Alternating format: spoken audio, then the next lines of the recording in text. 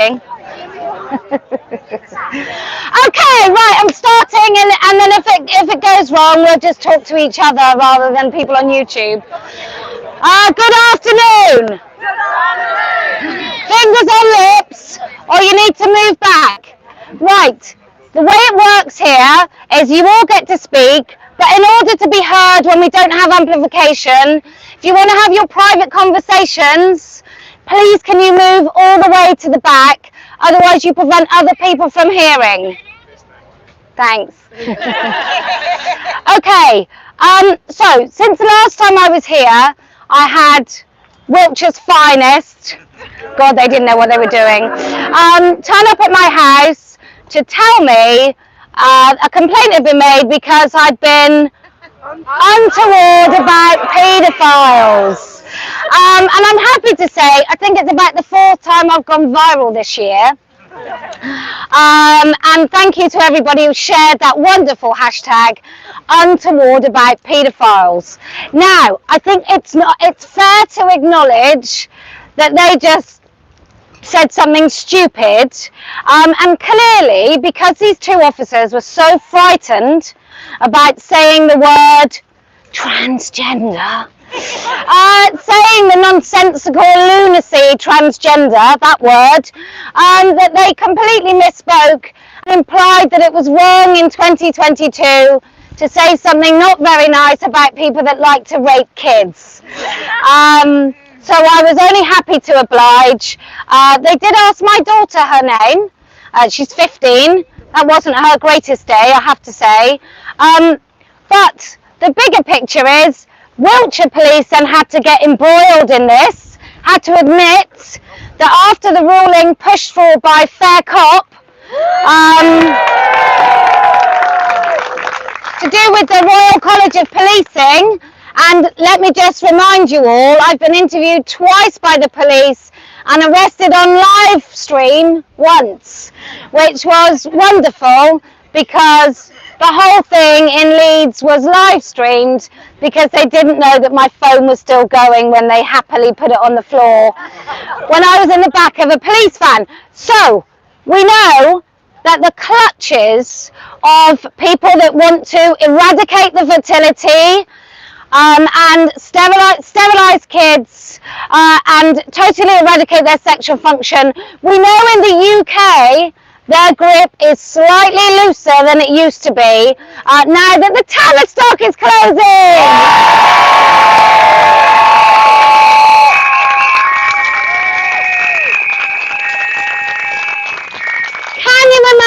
Can you imagine during lockdown when everyone's cheering on the NHS, that we'd be cheering that a service for children is actually closing?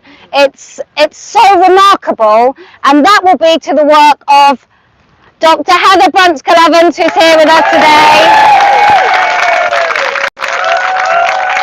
Transgender Trend, headed up by Stephanie Davis-Arai.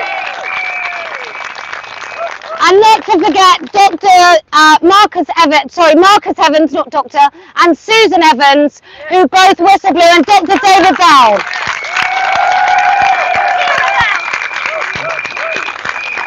And then we've had her here before, she isn't here today, but I'm sure we would all like to cheer our thanks to the bravery of Kira Bell.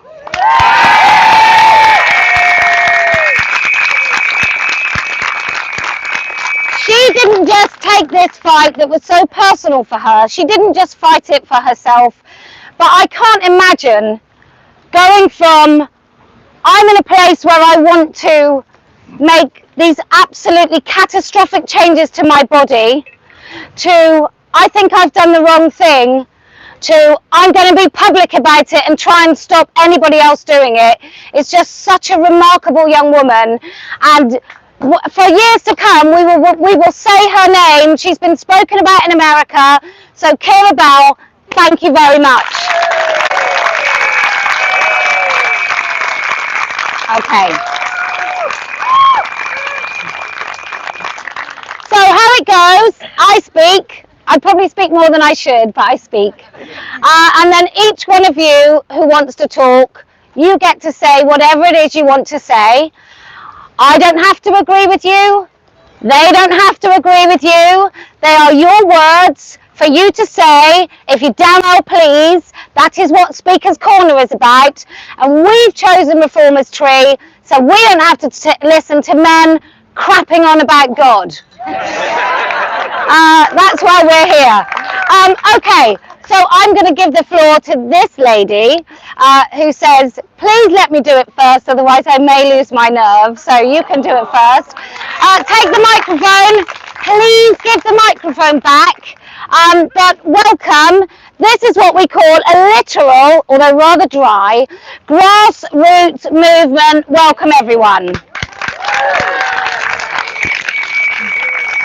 I will tell you if you stand here.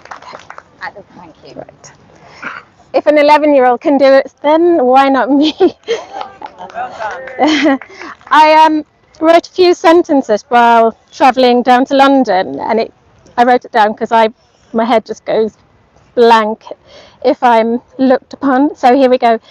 I recently rewatched an old video by Kellie-Jay. I really admire her. She's a hero to me, so much so that I've been channeling my own inner Kellie-Jay and insisting in school, I have two still in primary school, and that I'm not having it and we're not doing it.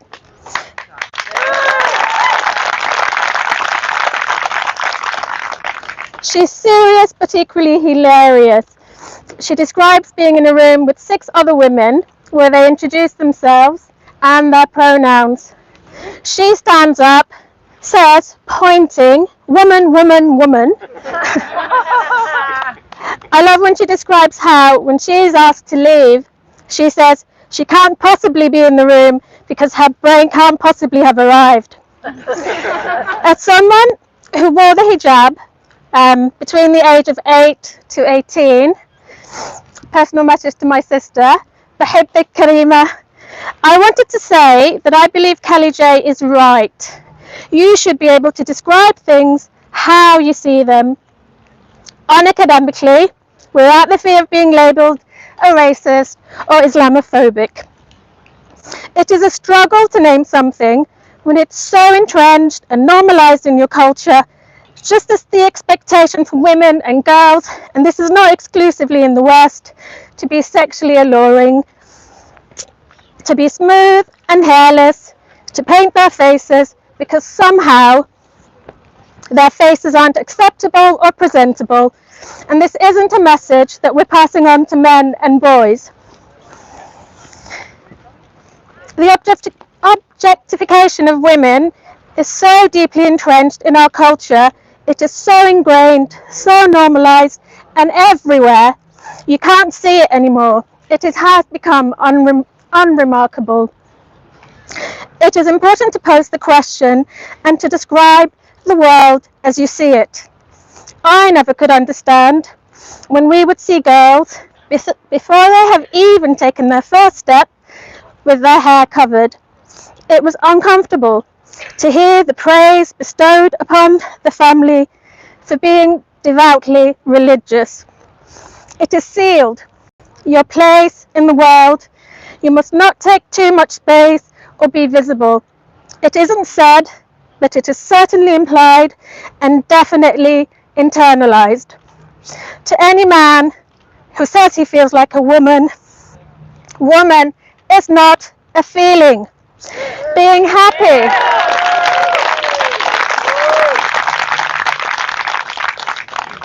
Being happy, sad, angry, or mad is a feeling. Saying you feel like a woman is akin to saying you feel like it's autumn already. It's not a feeling state. Also, I've been watching Matt Walsh when he covers the trans topic, and I'm convinced he secretly watches Kellie-Jay. On occasion, he parrots Kellie-Jay practically verbatim. And then, on a separate note, I'm heading to Wembley around 2 o'clock today.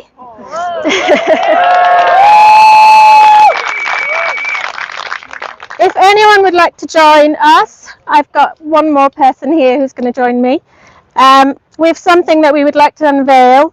We can't guarantee how successful we'll be, but we will at least try. Yes. Thank you.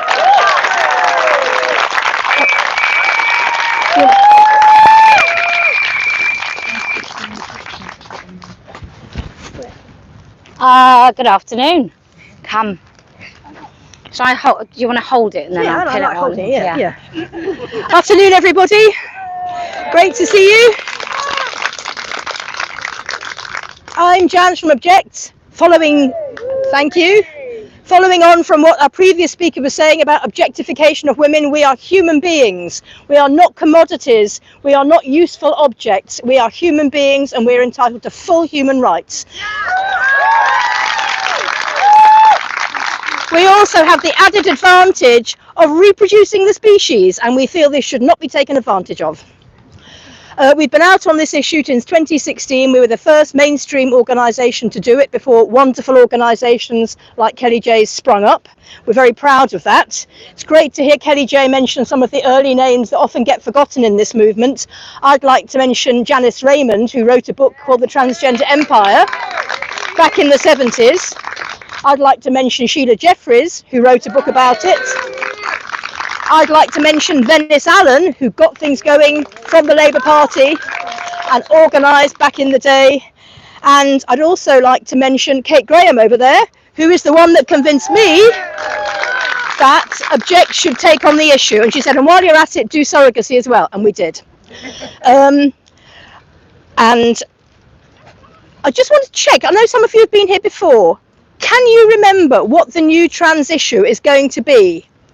After we've dealt with the trans issue, what's the next issue to prevent women being exploited? Thank you. That is the correct response. Wonderful. I'm really here to introduce Heather Brunskill-Evans, Dr. Heather Brunskill-Evans, who is an academic philosopher. The reason why I'm introducing her is because she's not very good at blowing her own trumpet. So I said, it needs to be blown, Heather. I'm going to blow it for you. So, Heather, an academic philosopher, published a book back in 2017 called Transgender Children and Young People. Ooh, they invited her on the Moral Maze on Radio 4, that bastion of wokeness and respectability. And she had the temerity to say out live on Radio 4 on the Moral Maze, transitioning children is child abuse. At that point, there was the elected spokesperson for the Women's Equality Party, remember them? On violence against women.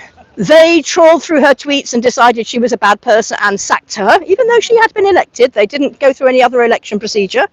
Heather also used to be spokesman for Philia on violence against women, and she helped set up the Women's Declaration, organisations which I'm sure we all know and love. Her most recent book was Transgender Body Politics, where she looked before at the consequences for children from transitioning. She looked at how it affects women. And this is the really good bit, and then I'm going to hand over to Heather. She wasn't even going to speak, she was just going to come today. And I said, Heather, I'm sure if you think you'll find something to say. Anyway, she's written a few pages, and I think she has. But the really exciting thing that Heather is researching at the moment is, with a capital M, mermaids. Ooh. And I'll be happy when I hear that social services have gone and banged on Susie Green's door and talked about child abuse of that child she took to Thailand to be transitioned. She should be. So Heather, please come and... I'm just going to do housekeeping, but sorry, I will do... If you're having conversations, it's great, but can you take them away so that everybody can hear, because we're not allowed amplification. Oh, you hold it. Which means if people here to listen can't hear. So... Can this go on my thing? Yes, I'll have to clip it on for you. Thank you. I'm so sorry to ruin that. Dr. Heather Brunskill-Evans.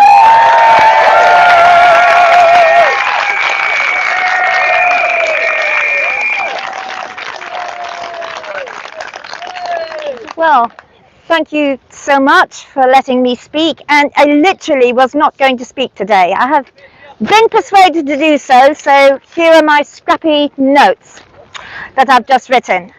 So the thing that's on my mind this week is obviously the closing of the Tavistock. It's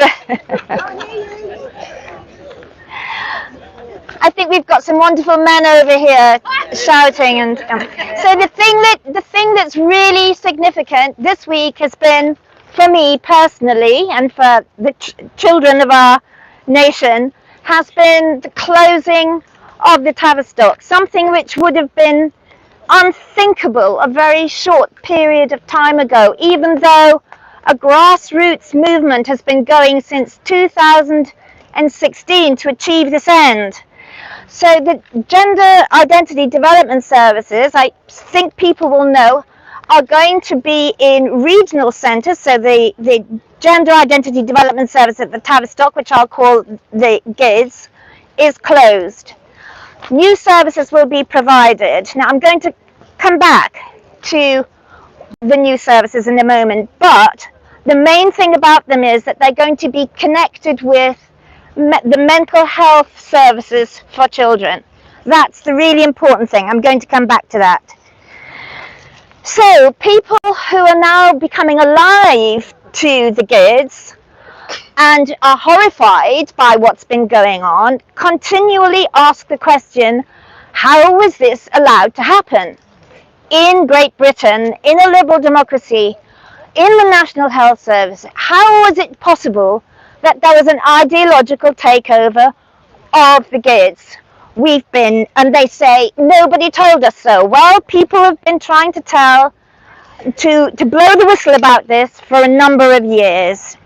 But the reason why, there are many reasons why this has been allowed to happen, but today I'm going to pinpoint the ideological lobby groups which have been actually at the heart of policy making at the GIDS, which are mermaids, and let us not forget gendered intelligence, which actually in a way has had more of an influence, because gendered intelligence is allied with queer theory, and queer theory has been at the heart of the GIDS, and it's been there in plain sight. All you need to do is read the articles by Bernadette Wren, and she tells everybody that this is the case. People haven't been taking much notice of that. So this is probably going to be a little bit boring, but I need to get it in about the power, about how power can go to the heart of our institutions. How can that be allowed?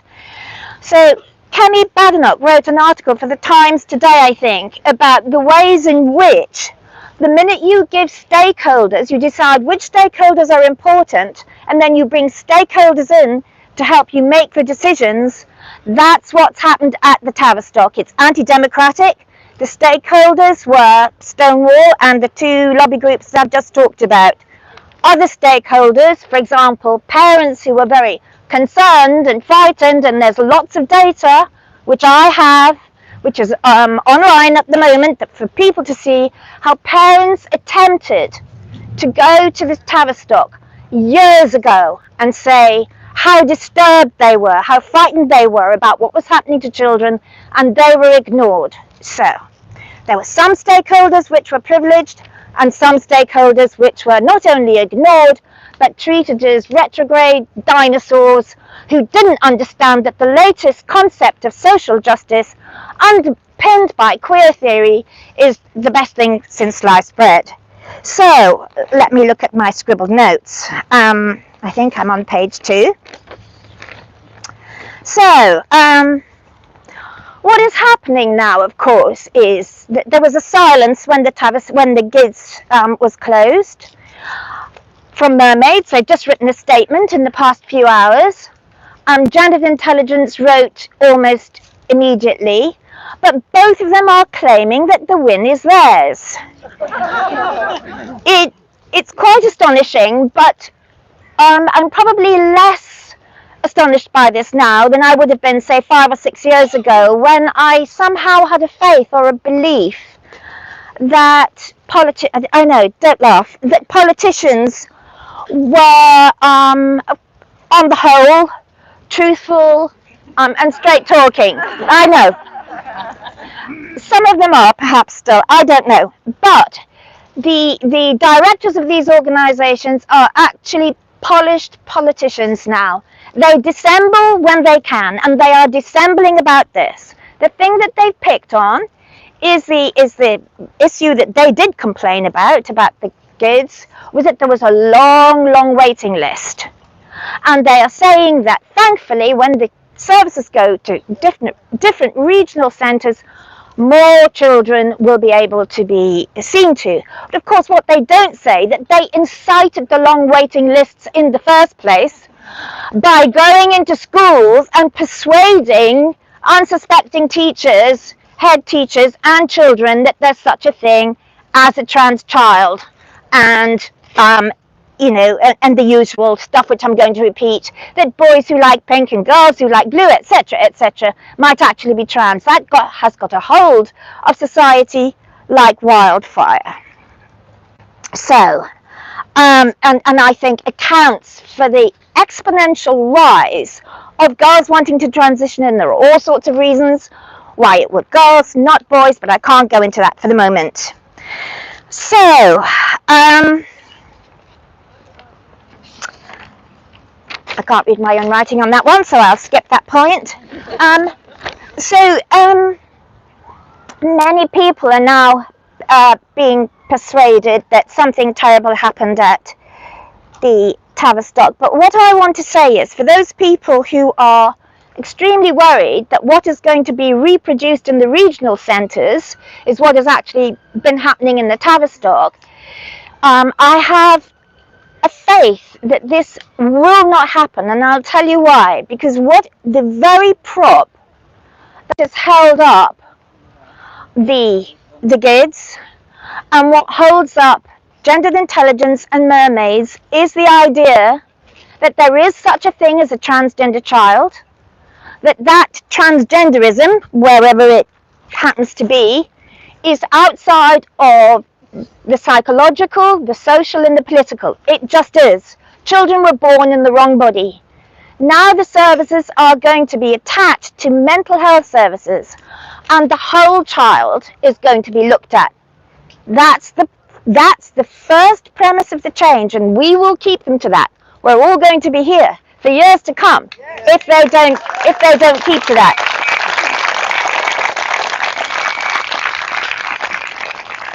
And that is more than just a difference in policy. It's a really structural and conceptual change, because it shifts the truth, in inverted commas, that lobby groups have been able to, the fiction I should say, that lobby groups have been able to persuade people that it is true, is that there is such a thing as inherent transgender, rather than that identifying as transgender is a product of all sorts of other things that's going on in the child's life, including the politicization that mermaids and gendered intelligence have brought about. So, we've come a long way. It's been years and years, and we've been vilified. Those people who've been saying that the Tavistock DIDS should close have been vilified, and here we are. It is absolutely astonishing.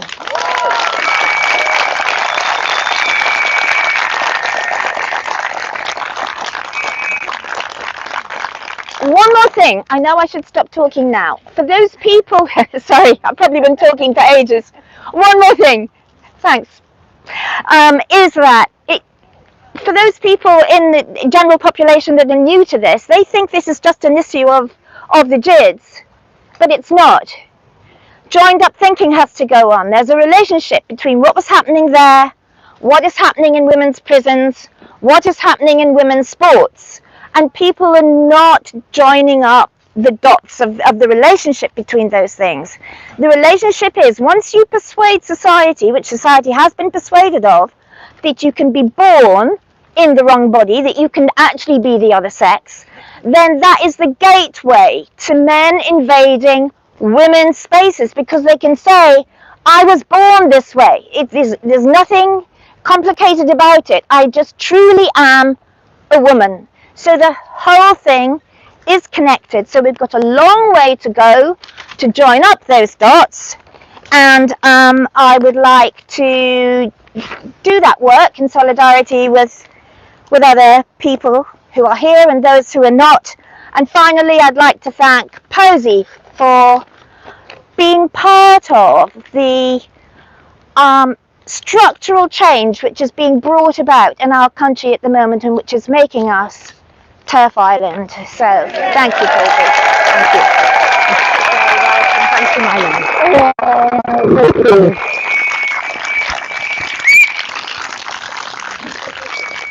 Heather Brunskill Evans, pioneer, outspoken woman. Wonderful. Jeremy, I don't know if you saw me on Jeremy Kyle, king of tabloid TV. Even he said that nonsense. Born in, some people are genuinely born in the wrong body. I'm like, do people even think, oh, dogs everywhere? I'm not a vet, but that is a dog. But can I just say, we have some guests here today in our number from all the way from the US, so welcome.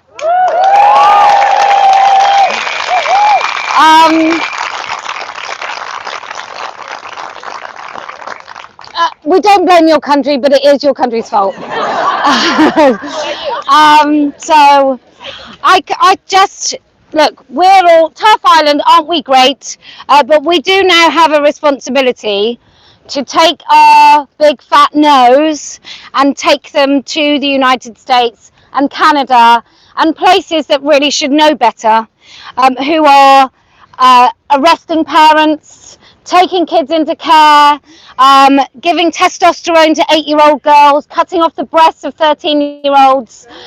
We will win this here, but the reason we are so important in the UK is people are looking to us to say, how do we solve this madness? And so each and every one of us, big nice pat on the back, because I don't know what it is about us British women. Maybe we're just a bit bloody minded. Maybe it's because we're such an old country that we've had a historic sort of notion of defying authority. But whatever it is, we're doing really bloody well. So who is the next to speak? Yes. And then I'll take you behind.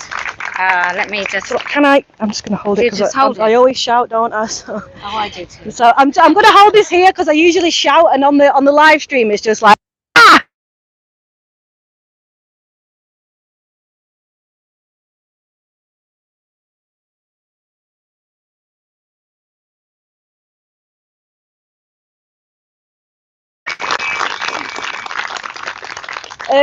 We started the week with the cops giving Posy a call saying, have you been untoward about paedophiles?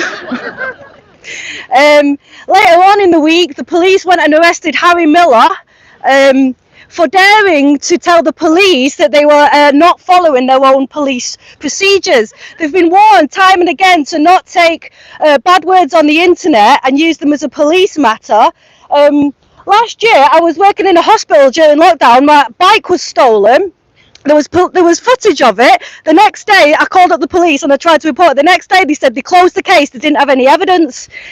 And I'm sure that we've all been there, haven't we? You call up the police and all they want to give you is a crime reference number so you can get it replaced on insurance. They're absolutely out of bounds.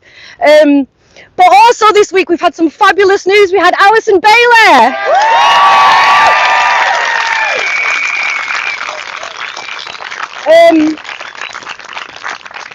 And of course, following on from that, the news that the Tavistock is going to close. And obviously there's people I could name, but I think a large part of it is due to the hard work of each and every one of us. Every time you retweet an article, every time you sign a petition, every time you get involved and go to your local council or to your school and ask to see their policies, we're all getting on board and doing it. One thing I would like to speak about this week, though, that's made me feel a bit uncomfortable, actually, and it's the protests around Drag Queen Story Hour. Now, I appreciate the anger because we've tried the official routes and we've told them that this is actually grooming, this is inappropriate. When you have drag queens with names like Flowjob and Anna Abortion going into schools, and basically grooming children to accept transgenderism. And we've tried to go through the official measures, and it's not worked. But I would say that is not the way to do things. I'm sorry, you can't go into rooms and traumatize children. You can't go to protests and stand there and call people paedophiles. You just can't. It's not the way to do things. And I just want to say, for one, that I think we all need to just condemn certain types of behaviour, because for me anyway, that's just unacceptable. I think the heart is in the right place. I did watch some of the footage of a live protest. There was a big bloke standing there calling everybody nonces, but I did see a lot of women who were genuinely trying to talk, a lot of working class women speaking about this in similar terms to us. But one thing it's made me think about is we can see that the LGBTQI grooming of society is happening. It's related to queer theory. It's trying to break down boundaries and sort of invert everything. But I also think we need to look a little bit closer to home, because when we say that these are grotesque parodies of womanhood, a lot of the time they're just performing a type of femininity that is performed by women in the music industry. You know, you can't very well sit there and criticise Drag Queen Story Hour and then you've got Little Mix concerts. Do you know what I mean? You've got dolls like Bratz dolls. This has been happening for years. It's the slow grooming. It's boiling a frog in a pan of water. Do you know what I mean? I remember as a kid dancing around singing like a virgin. I didn't know what it was. I just thought it was funny. Do you know what I mean? And I'm pushing 40 now, so it's been going on for that long. But I really think when we look at the grooming of society, we need to look outside the LGBT, because that is one aspect of the grooming agenda. But it's not just coming through that route. It's coming through all pop culture, and we all need to get a little bit more strict about what it is that our children are consuming.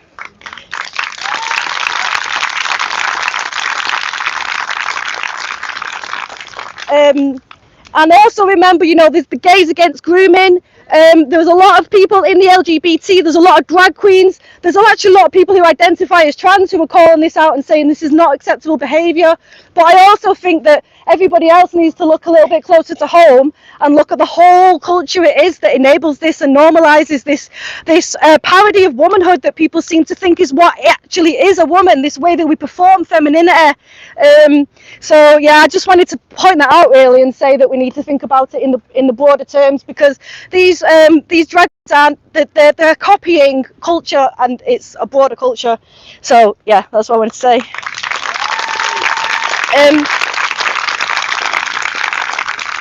I've just got another thing to say. We've got books over here, 3 books if anybody wants them. They're all women authors. We've got Margaret Atwood.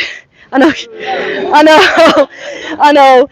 We've got Virginia Woolf, and we've got some other ones there if you want them. Also, if anybody's looking for a ticket from London to Brighton for the next Posy event, we've got some free tickets over here. Come and speak to us. Somebody's got some tickets they want to do with. So yeah, if anybody's looking for a ticket from London, then come over and say hi. Thank you. Can I just, as a bit of housekeeping, can I just remind everybody here, you're naturally on live stream anyway, and I do pan around, but also if you're really concerned about the camera, not mine, because I ain't wiping you from anything, it's tough. But if you don't want to be on the documentary that's being filmed, then you need to go and talk to the very handsome young man in the white t-shirt who will take you, make sure that you're not on it. So if you're worried about your own security, there you go. Okay, who else would like to speak? You would like to speak? Come on. And then, is that all right? Sorry. Would you like to come and speak? Okay. Be very quick. All right, lovely. Thank you. If you over here, thank you. Is that right? Yeah. Right. I've got here a cutting from the Times of the 9th of July 2022, which says, in the headline, sex work is rewarding, pupils told. Now, I was so horrified I cut it out. Now, I made 20 copies. I've given most of them away here, but it's a horrific article. I've written on one side of it reference to a wonderful YouTube channel, Parents Against Gender Ideology in Our Schools, and I would recommend that to everyone. Anyone can access that on YouTube. You don't have to be in the UK. Now, just one other thing I'd like to mention, I caught on Fox News, Tucker Carlson was interviewing a woman called Christina Ellingsen, who's Norwegian, and I don't know anything about her. I think she's quite left-wing. I think she's definitely not a conservative, but she was saying men cannot be lesbians, men cannot be mothers. She will not retract that, and she is facing in Norway 3 years in prison for saying that. Now, she says she's had a lot of support from all across the political spectrum and the religious spectrum, but she's also had a lot of abuse and threats, etc. And called an ist and a phobe and all sorts of stuff. She's even been accused of supporting the Westboro Baptist Church, which she has never heard of. It's amused Tucker Carlson immensely. But that's happening in Norway, and that's really worrying. But I would certainly please tune into on YouTube, Parents Against Gender Ideology in Our Schools, and it's happening in our schools in this country. Thank you. Thank you very, very much. Thank you very much. Yes. I'm going to, if you can stand back over here again. Thank you. Thank you. Bless you, Varzi.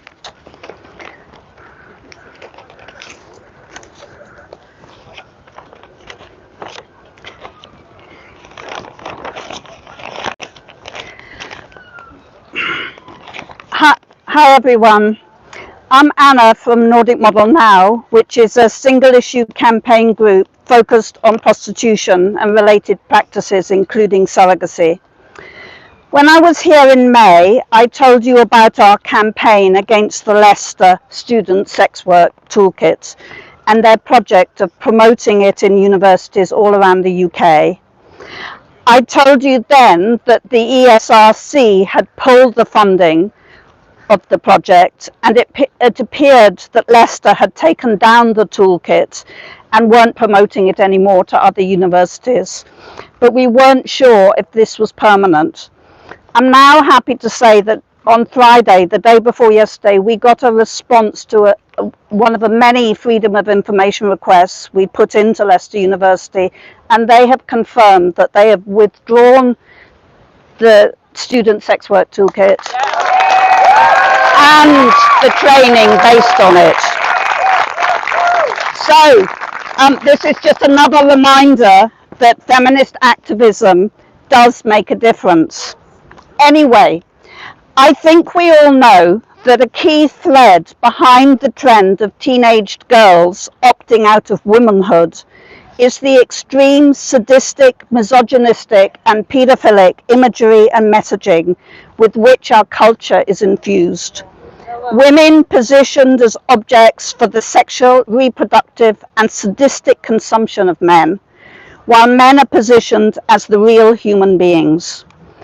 To make it even worse, this positioning of women and girls as objects for male consumption is presented as empowerment, a positive choice, and even a normal job.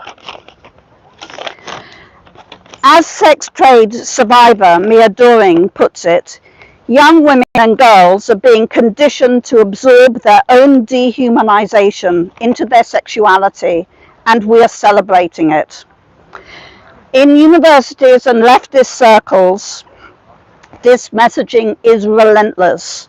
Sex work is real work, they chant, and anyone who disagrees is branded a swerve, right-wing, sex negative, and even a fascist.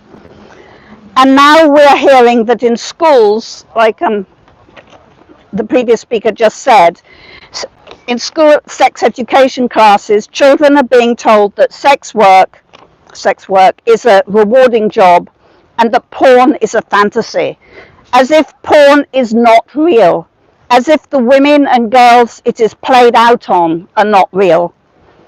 At Nordic Model Now, we're challenging this head on, and I want to tell you about a conference we're organising here in London addressing these issues. It's on Saturday the 15th of October, and it's called Students for Sale, Tools for Resistance. Tickets are on sale now through Eventbrite. Just search for Nordic Model Now.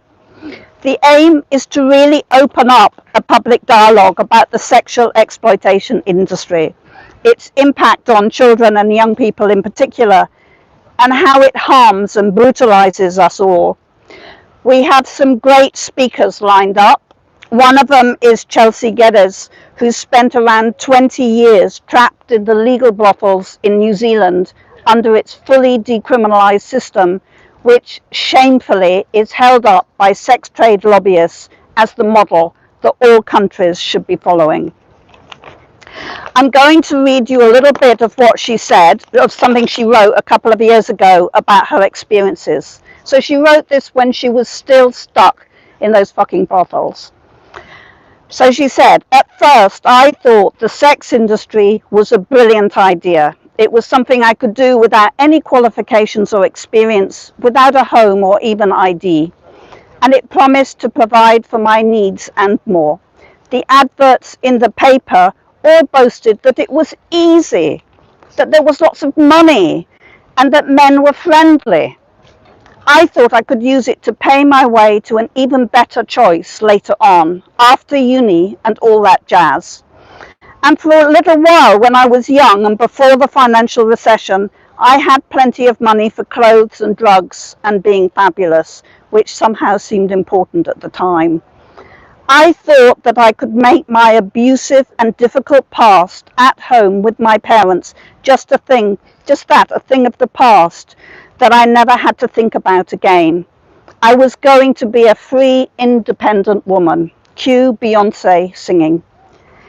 That element of choice didn't make the experiences I had over the years with Johns in the industry any different to the experiences that someone trafficked or tricked into the industry by a Romeo would have had with those same Johns. The vast majority of them are total assholes. I am not overreacting.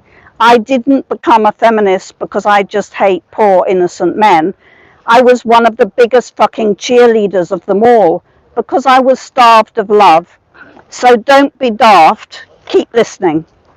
So I'm going to stop the quote there, but do please come along to our conference to hear her speak, and do please bring your mates and your work colleagues and your teenaged and young adult children and grandchildren. It's really affordable. Tickets are only £5, concessions £3, and if you can't afford that, just drop us an email and we'll see what we can do. Kelly, who many of you know because she runs a radical feminist social group here in London, has booked a space in a nearby pub so we can continue the conversation after the conference in a relaxed environment. So get your tickets today and do please help promote it. I've got some little flyers which I'm going to hand out in a minute. Do please take some and give them out and perhaps leave some around the place. Please follow us on social media. Thank you.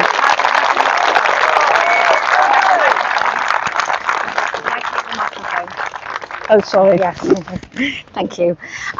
Just to say, I know you can't hear everyone when they're talking. I'm well aware, and I hope that one of the benefits of coming to Speaker's Corner is actually just to be able to look next to you and say to someone, "Women don't have penises," without pause. And you can say, "We know that men can't be women. We know that transing children is abuse. We know that the police are batshit crazy. you can say these things. That is the beauty of this. It's not necessary, and if you want to, you can go home and listen to the things that you've missed. But the beauty of this is actually to, for one bloody place, maybe in your entire week, that you know you can say perfectly normal things that you used to be able to say 5 years ago, and no one will go, oh, I may report you to HR. Or I'm going to tell the rest of the friendship group that you're a raging Nazi bigot. So I hope that if you're not getting the benefit of many of the women, maybe some men, many of the women that speak today, I hope that you will feel empowered by the fact that we are creating, bigger and bigger every time we meet, we are creating a space in which we can all just tell the truth. So thank you all for coming. Right, next. Yes. Click it on. Yeah. Just about here, that'd be great. Okay. Hello everyone. My name's Sarah Varzi. Some of you might know me off Twitter as Lordy, and I'm painting 100 portraits of detransitioned women. And I've been told, gosh, Sarah, that's a lot, and you've got 2 kids who you're homeschooling. But I tell you, I'm going to try not to cry. 100 is a tiny percent of the women who are being affected all around the world. I've got women from America, Brazil, Spain, England, Australia. It is a global issue. And the main point I wanted to make is that these detransition women are amongst the least supported victims of this whole situation, because they are rejected by the trans community quite often, by their families who they've put them through the mill by transitioning in the first place, and so many of them have experienced really serious trauma before any of this happened. I'm receiving stories that I can't share because they're too private. Some of the stories, some of you might have seen the most recent one, Portrait 17, I had to put a trigger warning on Facebook. It's really heavy, and because there's children here, I'm not going to share a lot of those details. And what these young women need, some of them are older, some of them my age, is better mental health support before they even consider trying to escape womanhood. And the other thing is that when I was a teenager, I wanted to be a man. I chose a new name, and I tell you how exciting it would have been to sneak behind my parents' back and try and get hormones. What we need is to empower gender non-conforming young women to feel that it's fucking awesome. Sorry. You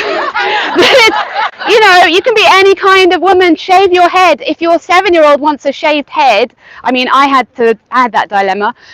Shave their head. Let your boys have long hair and wear dresses. We need more of that without people feeling like they have to escape the sex that they're in. Where are these idols that my 7-year-old can look up to, who are proud women who say F the stereotypes, and I'm just going to stand up and be an inspiring woman who is proud of my sex. And actually we need to just make the world better for all kinds of women. So.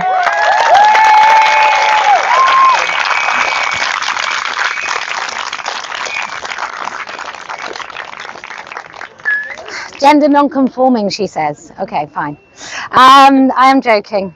Clearly I don't do very well on the old not fitting into a stereotype of a woman, but I hope my impoliteness and my attitude totally goes against that. Crane, would you like to speak?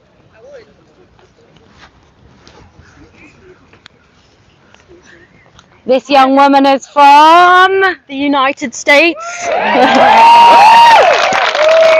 Thank you. You're welcome. I came here from a state that nobody ever talks about. It's Oklahoma. Nobody knows where that is. It's above Texas. I'm 29 years old, but I'm not sure because everyone online says I must be a 70-year-old woman if I'm concerned about this. So, it's very confusing to me. I'm here because I spent a lot of time in the UK growing up. I actually lived here for 7 years. I love it here, and I appreciate all of you for fighting this fight, and then we can bring it to the United States, where the Biden administration and these spineless politicians are pushing through things with Zero debate. People I talk to have no idea this is going on. They don't understand. It's in the colleges. They're sending their kids off to school. They're coming back completely different people. I grew up in the 90s and early 2000s where you could be any type of girl you wanted to be. I had a mom and a father who supported me. I was into sports. I was into tinkering. My mom, you know, she says that's just having a personality. You have different likes and interests. It didn't mean I was a boy. I grew up to become a mechanic in the military, just like my mom and my grandma were. And the things I had to fight against, the sexism that I was exposed to, and then for someone to come in and tell me that it's the same for this man who wants to say he's a woman. You haven't had to experience anything I've had to experience. I have young nieces. I don't have any children, but I have young nieces who are being told that because they don't want to look like a Kardashian, then of course that means that they want to be a little boy. And to me, that's just unacceptable. So I actually work for the government still, so my next little battle is every month I'm going to be filing an equal opportunity complaint against these policies that the Biden administration has just introduced. So until they tell me that men are no longer going to be allowed in my restrooms, in my changing rooms, in any space that I deem that should just be a single-sex service, I'm going to be in that office complaining. The Biden administration has just introduced legislation that allows my fellow service members, these women who go into combat areas, to have men board with them in our temporary shelters, in our basic living centers. I used to carry a rifle and they said shoot someone who tries to attack you. They're just letting men inside. So I don't understand the logic, and you know, I'm just glad to be around people. We're trying to start some things in the United States because a lot of people just don't even know what's going on. So the more noise you guys make over here, the more we can import, so we can get rid of what we exported. Because unfortunately, with our healthcare system, it is very profitable to tell young women that they need to cut their breasts off. You know, I can't even get some help with my own actual female body issues, but they can get little, you know, they can inject hormones, they can take the breasts of young girls, and it makes me want to cry, and I don't cry. So essentially, you know, I have a bunch of friends I told to watch this live stream, so I hope that they will share this and see all of you strong people. And I love that there's men here. We need fathers, brothers, sons, uncles, everybody. If you just know girls who are seeing this, I need you to speak up, because you know, women can do everything we can, but you know, you're the problem. I hate to say it, but you're the problem. So if there were no men trying to do this, we wouldn't have to be here. So I used to interact with a lot of you before they booted me from Twitter for calling a man a man. So it's really nice to actually see some of you here, and I'm hoping that we'll get some local chapters. Again, I drive like 3 hours to go to an airport. Oklahoma's so big that we're trying to get people all together. So I just really, really hope that we can convince some of these politicians that they're doing a disservice to the youth, and they need to follow the lead of our cousins slash used to be, you know, friends. What are we now? Older brother? I don't know.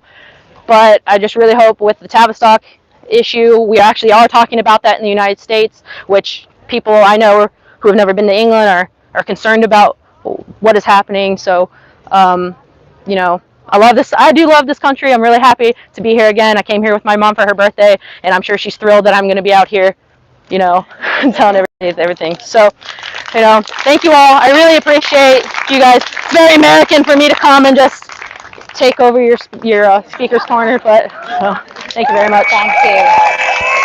Thank you. I kind of feel for once that we're the cavalry now over here in the UK. We're going to come and save America. Can I just say, I met a woman the other night. I will let you speak. I met a woman the other night. I will also let you speak. I met a woman the other night, and she was, I actually went to see Groove Armada because I'm only 48. And she was talking about her son, who has hundreds of epileptic fits. And she knows, like other parents with this very similar condition with their children, I've met 3 of these mothers now. She knows that what will help her son is a little more THC, legalized THC, that she can give him that will reduce his fits and allow him to have a day where he can just function without the exhaustion of numerous terrifying epileptic fits. And her son is drug tested by medics to make sure that she's not giving him something they don't want him to have, because then she'll be charged for supplying drugs to a minor. Now, on the backdrop of us giving puberty blockers to kids, what the holy hell is going on? Now, I did this, I put something about it on LinkedIn, and someone said, oh, it's really complicated and experts. I was like, nobody is more of an expert about their 16-year-old child than a mother who has watched that child near-death experience of epileptic fits, who can't get through a day without thinking that maybe this is the last epileptic fit he'll ever have and he won't make it. So it's just really interesting. Can we make children with this profound condition which cripples them completely, can we kind of make it fashionable? Is there a flag? Pretty Little Things, a clothing brand, going to start uniting with epilepsy charities to make it more fashionable? Or are we still going to be stuck on this treadmill of virtue signaling bullshit, which is basically, I can talk about that thing because it costs me nothing. That's what virtue signaling is. So I would like to make disability, people with disabilities and their plight, let's make that fashionable, shall we? Would you like to speak? If you come and stand around here, that would be lovely. Thanks, excuse me, sorry. That's all right. To have been touched by Posey Parker. Actually, if you come, so Would the you want flag don't annoy you, if you just stand right there, it'd be amazing. Right, okay. Hello, I'm Mary Howden. I'm from Scotland. And I didn't plan to say anything today. I just wanted to come and soak up the atmosphere. But it seems to me that whilst we're all celebrating the Tavistock, the rugby decision, Alison Bailey, the decision that was just given to us by one of the previous speakers, that's fantastic, isn't it? But Scotland, Scotland is not part of that. And Scotland has a government who's not interested in the cash review. They're not interested in evidence about these children who are, you know, being given puberty blockers, going onto cross-sex hormones, who think that they can become, boys think they can become girls, girls think they can become boys. It's just not happening in Scotland in terms of an outcry about it. So we have a gender identity clinic in Scotland, the Sandyford. It is continuing with its progress. It's not paying any attention to what's going on. We have a government who is full steam ahead to self-ID. So you might think, well, that's Scotland, self-ID in Scotland, that's not a problem for us. But actually it is, because what you will then have is self-ID across the UK. You cannot separate out Scotland from England, Wales and Northern Ireland. Essentially it means that if we've got self-ID there, and believe me, it will be passed. There's no doubt about it. There is a committee that has been looking at evidence from a very biased viewpoint. It is not recognising any of the concerns raised by women. And in fact, what they tell us is we're bigots, we're dramatising situations, because for goodness sake, men don't make up things to access women, do they, or children? No, of course they don't. So really what I want to say is, you might think the fight is over, you might think the cavalry needs to go to America, but actually we need that cavalry in Scotland before any of the rest of it can actually make a difference. So, thank you. Get rid of the SNP? The SNP are not the problem in itself. We've got a government who is, the only people who are against it is the Tories, is the Conservatives. So, you know, we've got Greens, we've got Labour, we've got the SNP, they're all behind it. The SNP and Greens are in a ruling coalition. Yes, they are in a ruling coalition. Yes, they are, and they do. But they are so strident in terms of their way forward. You keep voting for them. Why? Well, I don't keep voting for them. I mean, I don't think you Right. must. Yeah, well, we could get into a debate about how to vote out, you know, the political masters all we want, but what I'm trying to say is that it's going ahead and it will happen. You know, we're not looking at a general election in Scotland for a couple of years, if so. Get rid of them. Anyway, thank you. Thank you. Thank you very much. Thank you. Who was, yeah. Let me just say, I don't keep up, but when I say yes, you can speak, then it does disappear immediately. So unless you're immediate, just keep pestering me. Where's that lady gone? Yes, you. Yeah. I've got a laptop because I could have it on my phone, but my eyesight's not good enough. I'm getting old. Actually, let me just hold it. I'll do it a little bit further away. Is that right? Yeah. Okay. Hi, my name's Emma, and this is the second time I've come here. It was so good last time. Really enjoyed it. And the first thing I want to say is thank you for Posey's party. It was rocking. It was absolutely brilliant, and it was just what we needed after this slog that some of us have been in for so many years. I would say that I have heard old activists say, if I can't dance, it's not my revolution. So thank you for allowing us to dance. But you can't say that about gender ideology, because gender ideology is not a revolution. It is a regression. Now, if it was a revolution, I think the wheels are coming off. Now, I was thinking about women working behind the scenes as they're forced to do. And I wrote this morning in a bit of a hurry, so it's a bit garbled and perhaps not really sort of well thought out. But I was thinking about the suffragettes and about before the days of photographs and before the days when it was so visual, people like Sylvia Pankhurst used to sort of go in disguise to meetings, you know, by just donning a different hat.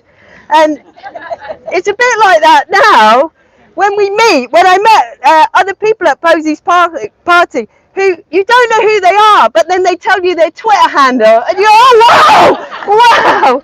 So, you know, we meet again with secret names and unrecognised faces, and sometimes just a picture of two hands of two famous people meeting, you know.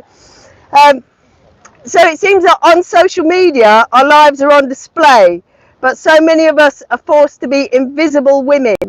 And in the sea of social media, women are at a startling disadvantage, because social media and the internet is so male dominated. I think we forget, even though it's a relatively, for me, because I'm old, a relatively new phenomena, and I thought that we went into the sort of internet and social media almost on an equal footing, but it's not like that at all. And when you look at how male dominated it is and how the ethos is male dominated, no wonder it's hard for women to be out and visible on social media. For instance, I saw the other day that out of Wikipedia editors, 84 to 91% of Wikipedia editors are male. So no wonder we get the information that we get, you know. Oh, I've got to scroll down. So it's not surprising that women work in different ways. And I have a lot of respect for women working in the ways that they have to, sometimes behind the scenes, sometimes using methods that, you know, we would like to be all straightforward. We would love to all be able to stand up and say exactly what we mean and exactly what we want. But sometimes it's not possible. And I want to say that I respect those women as well, because I understand that it's difficult and that we have different ways of working. And sometimes those ways of working might seem abrasive to each other, and we network together, but sometimes we knot each other as well. You know, we get into these knots and arguments and things. But I do respect all women who are working in this, and I'm saying that because I've been reading a fair bit about people like Matt Walsh, and should we embrace people like Matt Walsh? You know, is your enemy's enemy your friend? And all of those difficult questions. And I can see that I don't think Matt Walsh is a friend to women just because he knows what one is. Now, and I'm an atheist, but personally, a sideways glance at any religion doesn't give me confidence that men of any faith would do me favours, however that religion lines up politically. So I don't care about working with the Christian right, but I also don't want to work with the misogynist left. And I would be on the left if the left had not left the left, you know. But for too long, misogynistic men on the left have assumed we will passively accept their virtue blathering, and we will not. And how can they know social justice for women when they do not understand what we are? Women form the majority of the world's poorest people. We work 2/3 of the world's working hours, produce half of the world's food, yet own 10% of the income and own less than 1% of the world's property. So if you want social justice, you have to understand what women are and what our lives are. Now, on the axis of the left, right, authoritarian, libertarian, I do not have my personal opinions all hammered out. You know, there are nuances, there are grey areas. I don't have it set, and I'm supposed to be an ultra turf, according to some people who hate me. But instinctively, I feel that I would prefer to hear what is being said. I want to hear the arguments I disagree with. I want to hear their best arguments in plain language, the facts devoid of hyperbole and hysterical blackmail.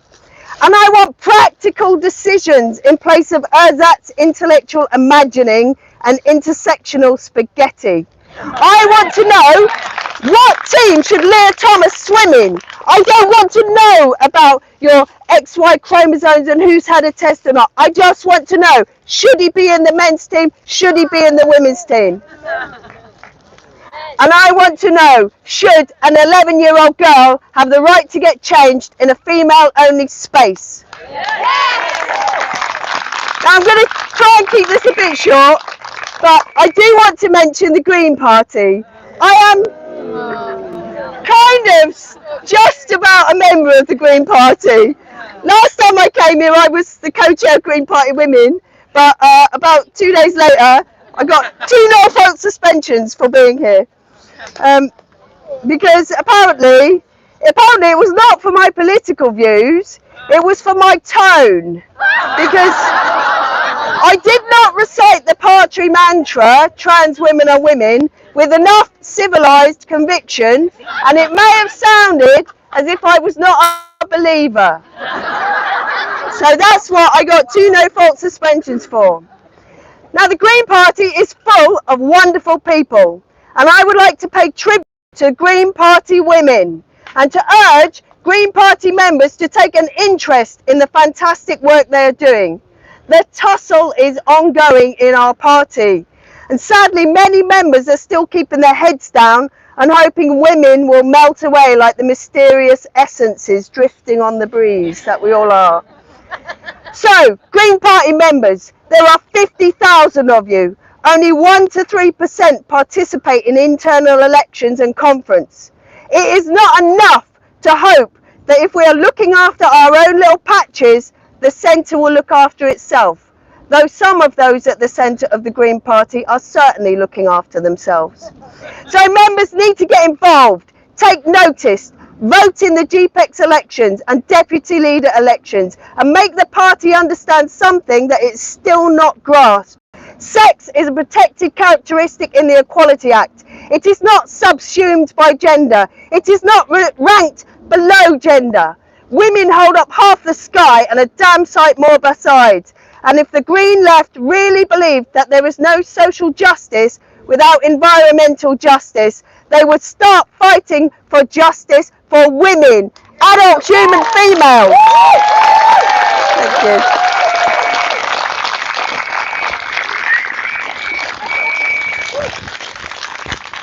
And so sprightly. Come on then. Come on. Come on then. Come on, Alison. I've enough. Hello, Ready? I'm going to darling. put it here because Please do. we all get a bit Yeah. loud. Yeah. Where am I standing? Right there. Don't move. Right, this is a speech I was going to give in Bristol, but in the end it all got a little bit chaotic, and I thought I won't waste it. So, we're all part, this is the biology talk, we're all part of the natural world, we're all part of the biosphere. We're all breathing out carbon dioxide, it's going in them leaves and it's making them acorns, made by sexual reproduction a few months ago. And I just want to go on about sex because much though I care about women, I've worked in women's stuff, but I've been a biology lecturer, teacher, taught teenage girls, adults since 1968. And I know a hell of a lot about it. I read the New Scientist, I keep up with all the data. And to me, it's so important that we remember that we've had this long evolution. Sexual reproduction has been around for 2 billion years. And it's actually there to get variation in the offspring, right? You've got to get a DNA mix and then your offspring aren't all the same, which is what you get with asexual reproduction, because it helps you survive. And so we're just the end of a long line where mammals are a sexually reproducing species, and we have there are some species where they have 2 gametes in the same size, and they call them plus gametes and minus gametes, but it's rubbish because they can't find each other. So when you're little and you're lost, your parents say stay in the same place. We will move around and find you. So that's why it's almost always a big female gamete with food in and a little motile male gamete that finds it and fertilizes it. And of course, humans, it's eggs and sperm. Fertilization wasn't observed until the late 1860s because you had to have microscopes, and that was in starfish and sea urchins and marine worms and things like that. And I don't think they saw actually living human eggs until second half of the last century. And of course, running on from that is IVF and egg donation and surrogacy. This all happened on my watch, unfortunately.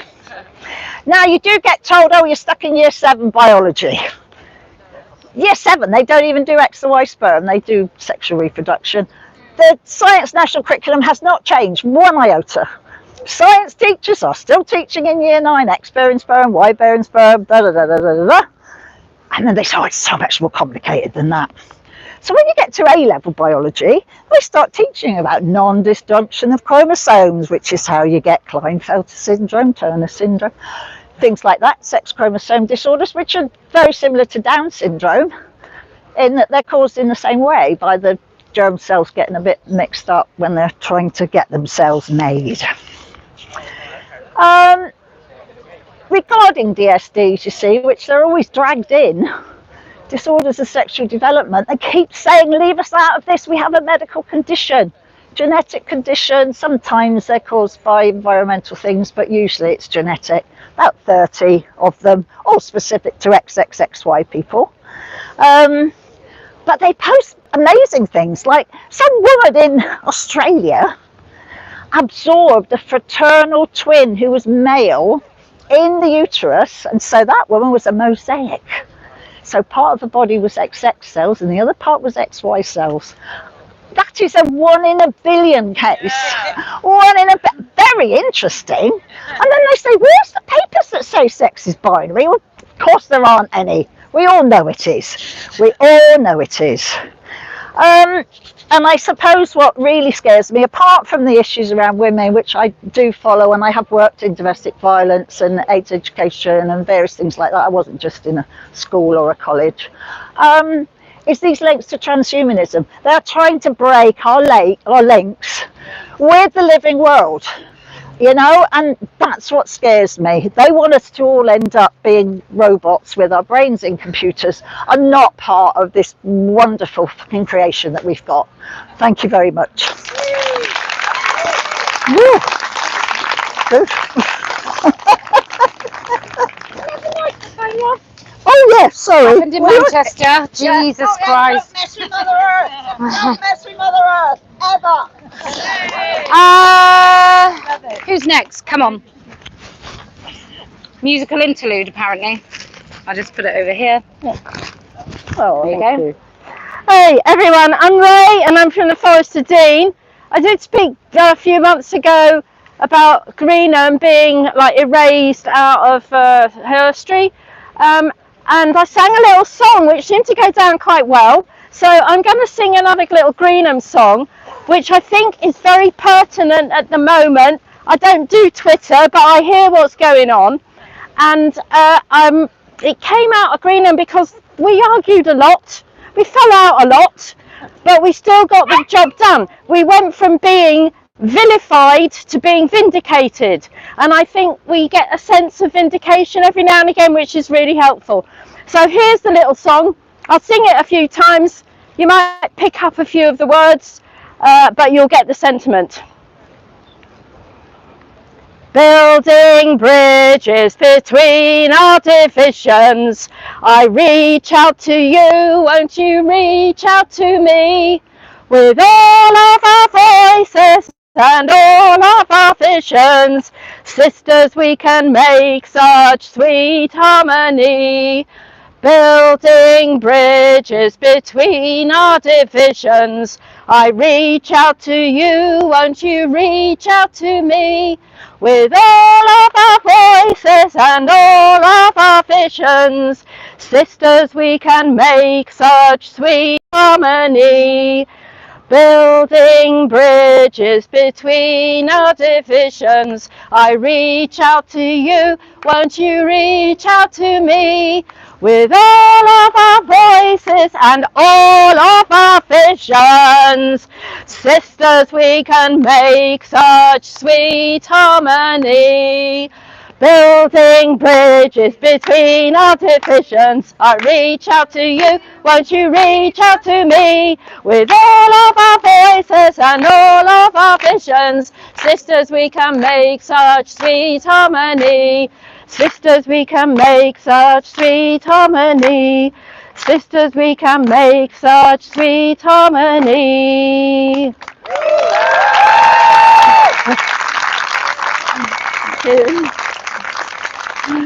It's gone. Come on, Kelly, I promised you I'd be quick. There you go. Thank you so much. Okay, yes. God, I nearly can't reach. Hello. So basically, this is quite new to me. Not women fighting for their rights, but this right here. And from looking into things and looking at the way that we function as human beings, I can see that there is, and no disrespect to the men that are here, but there is mental health in all of us that's deteriorated because of the society that we live in and the way that we've been nurtured by our leaders, and it's going back so far. But when you're someone that's been held on a pedestal, when you've created the rules and you've suppressed and oppressed others, you kind of lose wind of what's going on. And that's what's going on with the men that have been leading. And they don't realize, it's like anytime they see that women are coming out of their shell and they're using their body and their tools to please themselves and to survive in their own way, we get shut down, we get slammed down.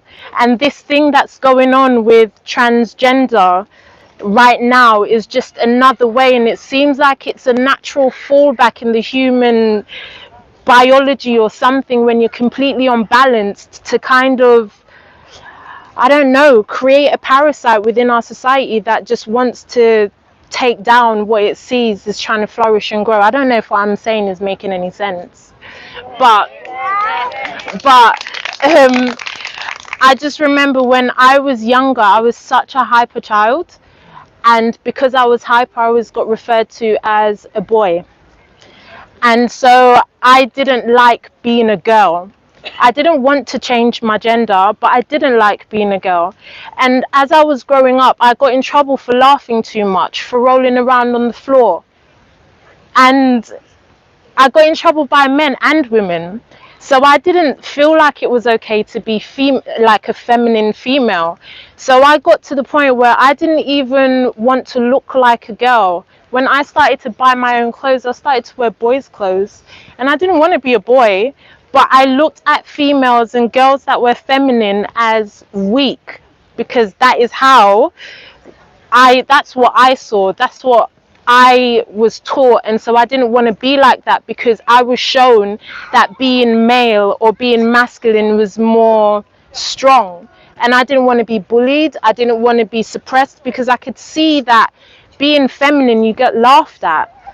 If you wear a skirt, you're not taken very seriously. If you, I don't know, anything that I saw people expressing that was of a feminine nature almost came across like it was such a negative thing that I wanted to separate myself from that completely. And it's only when I hit 30 that I said that I actually want to start indulging more into my femininity. Even though I appeared like a girl, my attitude and my behavior a lot of the times to me felt very masculine. And I felt like I was being accepted more because I kind of was expressing some kind of masculine energy. When actually now when I look back at things, I'm like, you were so bloody feminine, it's ridiculous. And it's just kind of like, to young people out there that are confused about who they are and confused about whether it's okay to be male or female, we need to allow young people to play and to enjoy and to express themselves so that they can learn about who they are.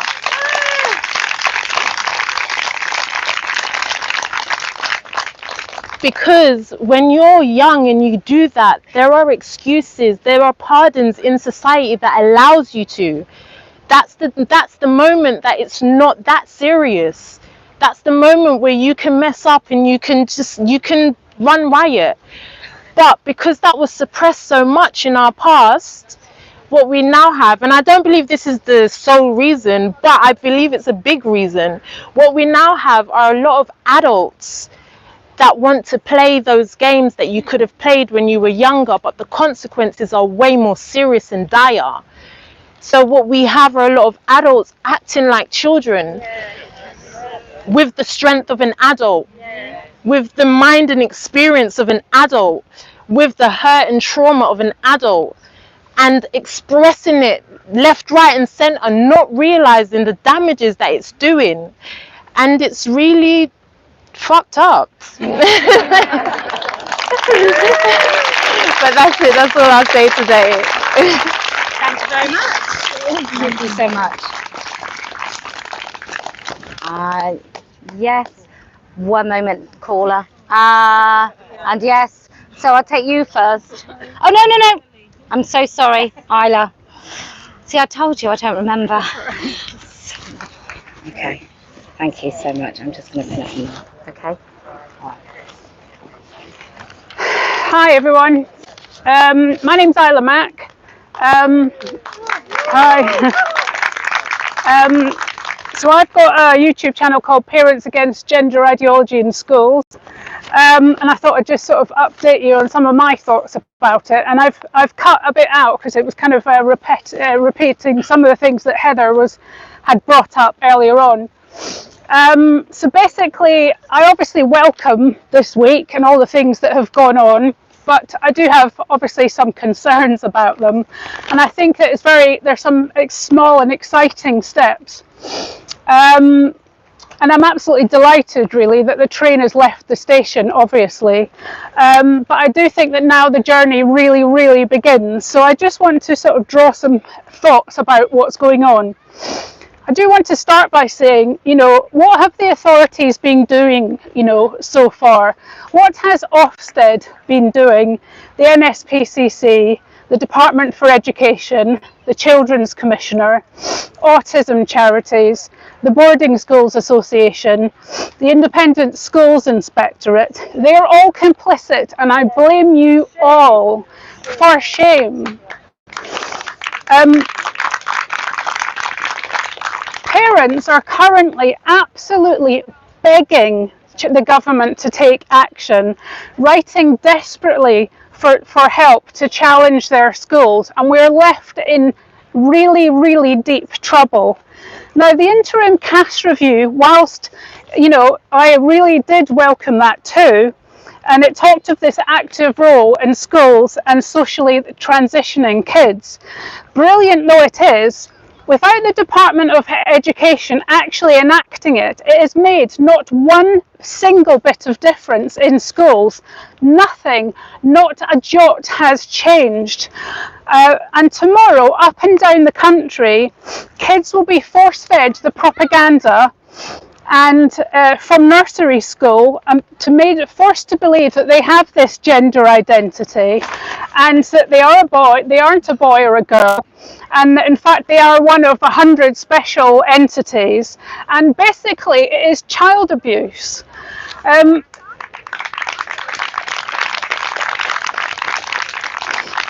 Schools are absolving themselves of this moral responsibility, and they're still being blinded for badges and gold ticks being awarded by these idiots who basically sat around their kitchen tables, a lot of the new ones during COVID, writing even more magical thinking for nefarious financial purposes.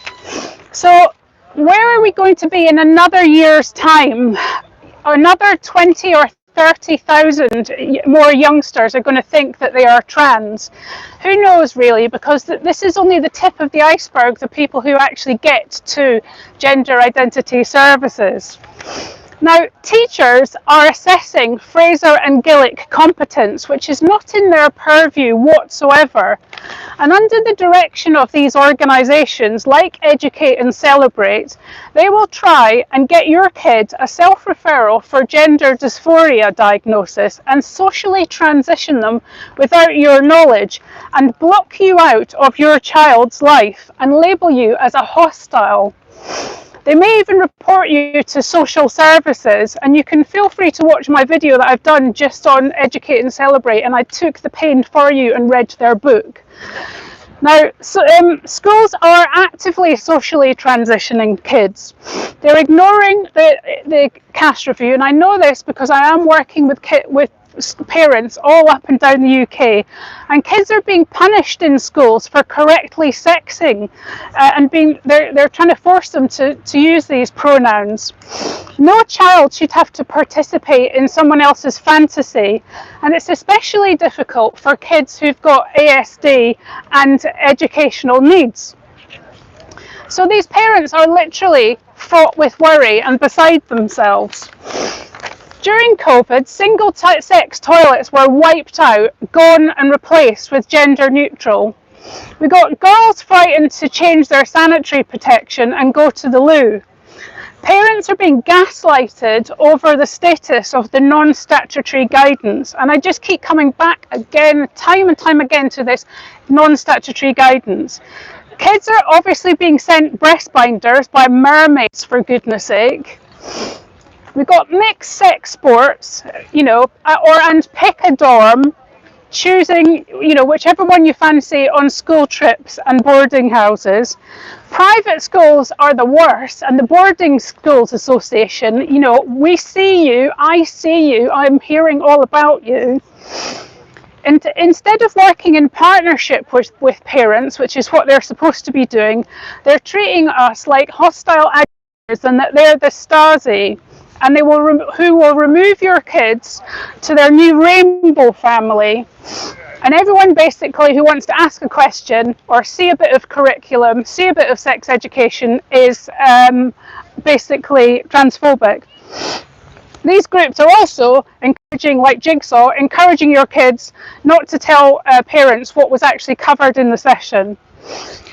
We desperately need young gay and lesbian children to be protected. The LGBTQ clubs in schools are cesspits of indoctrination into transgender ideology. They're completely grooming centres. Now, when I look at policies on websites, school websites, invariably what I find is that they have swapped the words sex and gender throughout all of their documentation, and they've embedded gender identity throughout, and they basically say that it's a protected characteristic instead of gender reassignment. They basically lie to the schools. They tell them that they have this legal requirements to teach gender identity, etc., etc. So teaching that every child has a gender identity is wrong. It's a lie. It's in breach of the government's non-statutory guidance to teach it as a fact-based curriculum. And Sex Matters have just done a really good and interesting update about the legal facts about how the Equality Act accidentally created transgender children, which I highly recommend that you have a read of. So remember, there's no such thing in law as gender identity. The EHRC were working on transgender guidance. You know, where has that got to? We're still waiting for that. The Department of Education, they wrote a document telling schools that they had to be politically impartial. Well, that made no difference whatsoever.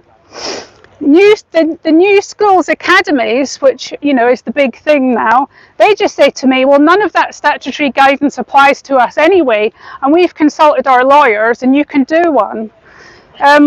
We've got blatant homophobia and dismissal of the protected characteristics of same-sex attraction, teaching young lesbians to accept male penises as female and vice versa. Why aren't the EHRC stepping in and getting involved with that? We got male teachers who are trans women in girls' dorms and on school trips because of self-ID. So look, this is what I want to advocate for, that we all jump up and down about. We need the public inquiry right now into why all of these big organisations have abused our children.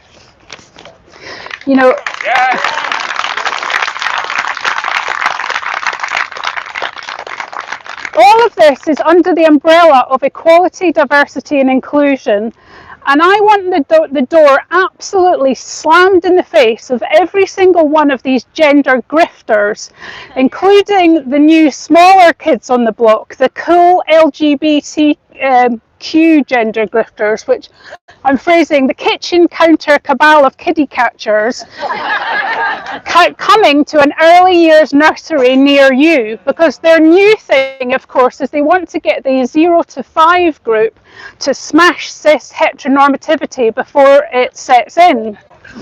So we also need to turn off the tap, because the activist teachers are coming fresh from corrupted universities into schools, propagating this radicalisation. We need them de-radicalised at the source point before they get to the kids. We have to get the Department for Education to stop teaching ideology as fact. And I'm going to be very clear with you here. I do not want to negotiate a deal whereby gender ideology is taught with guidelines, okay?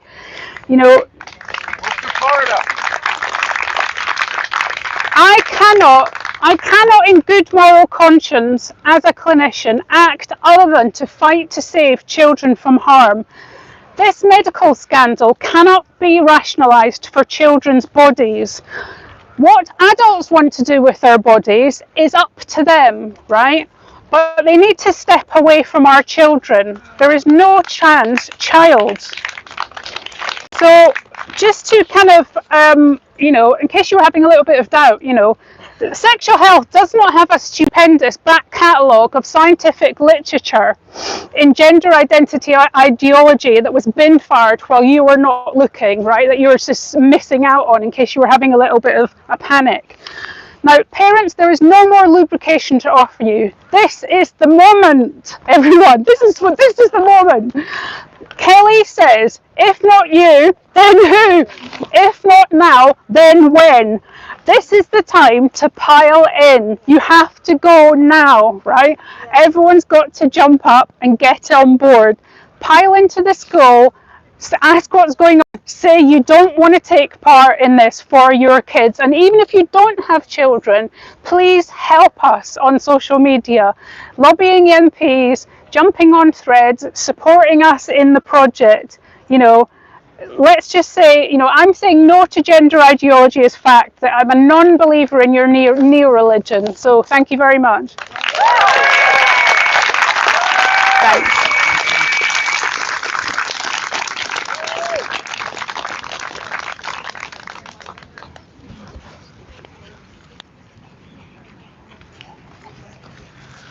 Nervous? You'll be great. Oh, Great. Okay. Okay.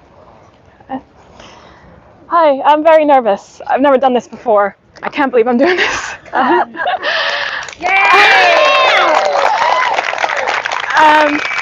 Yeah, I'm also an American export, but I've lived here for like over a decade. So maybe not so much.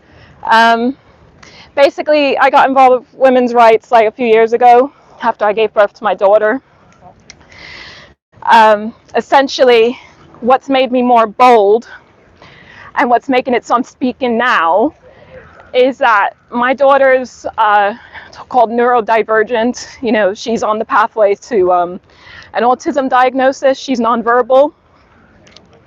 So obviously, like, we're getting her therapy, we're going down the rabbit hole of reading about outcomes and what we could expect for her.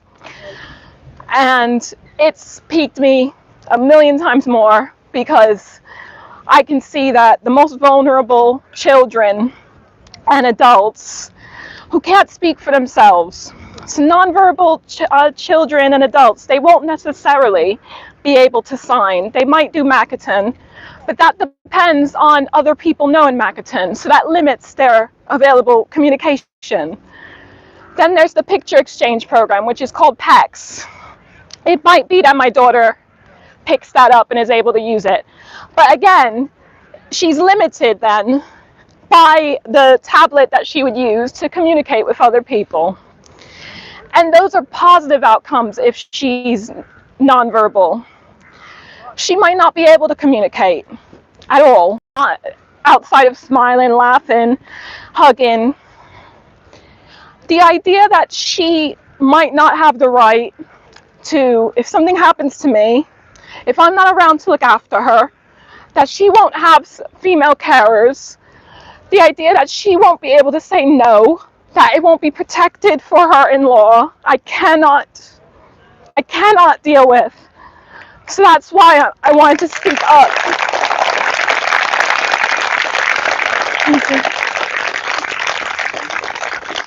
Recently, J.K. Rowling and Helen Joyce and all these wonderful women posted an article about a teenager, nonverbal, autistic, and their parents were going through some legal trouble to try to ensure that their daughter has the right to single-sex services. And in that story, which I encourage you all to read, was a story of a 55-year-old woman who was nonverbal autistic, and she'd contracted AIDS while in care. Obviously, she can't say, how did this happen? She can't point to who did it. And that's who we have to fight for. That's who we have to stand up for. That's the thing.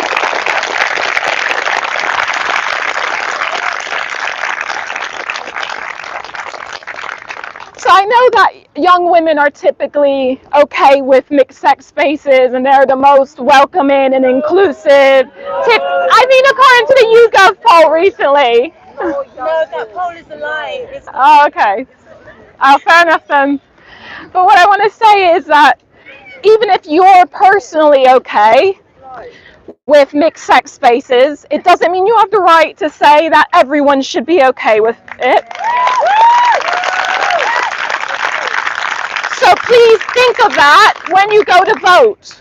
Don't vote to give away rights that you might not need, but the most vulnerable who cannot speak up for themselves might need. Yeah. And just thank you to all you women and men being so wonderful and giving people like me strength to talk about this. Thank you. Well done, well done, well done, well done. It was great, well done. Kind of makes it real, doesn't it? Yes, you can speak in a sec. I just think when you hear stories like that, it's kind of ridiculous if you wouldn't speak up. I've always said more fearful with what will happen if you do speak up is what happens if we don't. And what happens if we don't is that young women who are non-verbal and incredibly vulnerable will get looked after by some AGP that has a fetish about touching vulnerable women and touching their bodies and erasing their boundaries. And we pretend we don't know that that's really happening, but we know that's really happening, because if you're a predator, what do you do? If you can get access to somebody, and you're welcomed and you're almost championed about being stunning and brave whilst you do it, then that is what you'll do. You know, it's no mistake that men who wanted to rape children joined the priesthood. They did it because they could access children. It's no mistake that the BBC was riddled with men who wanted to access young people and children.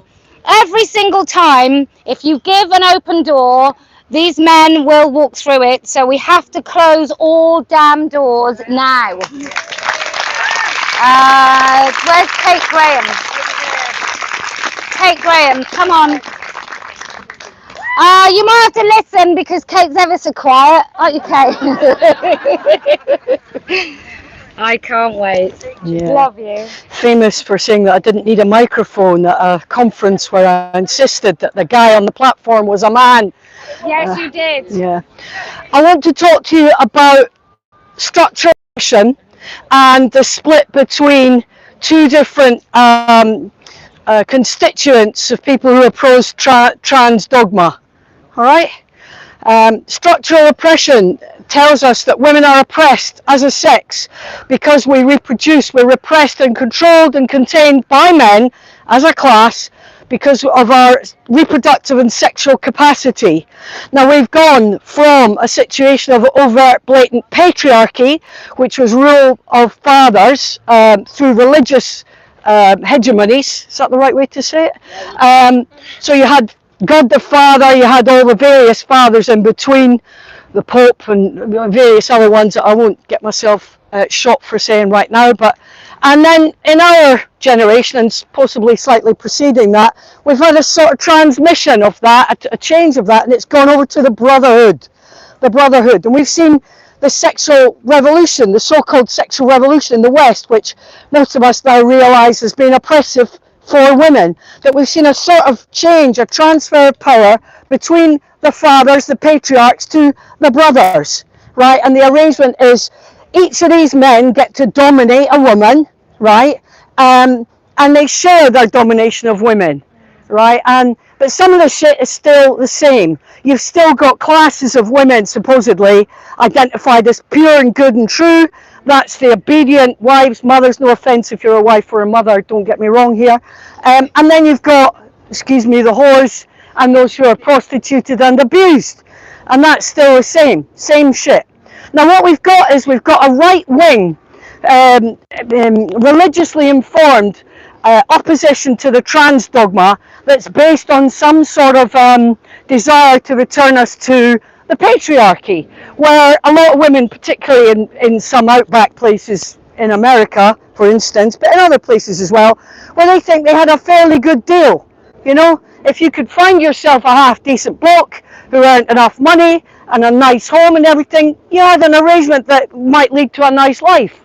And then you have, you know, obviously for most of us that didn't work, right? I mean, I'm not telling you anything you don't know.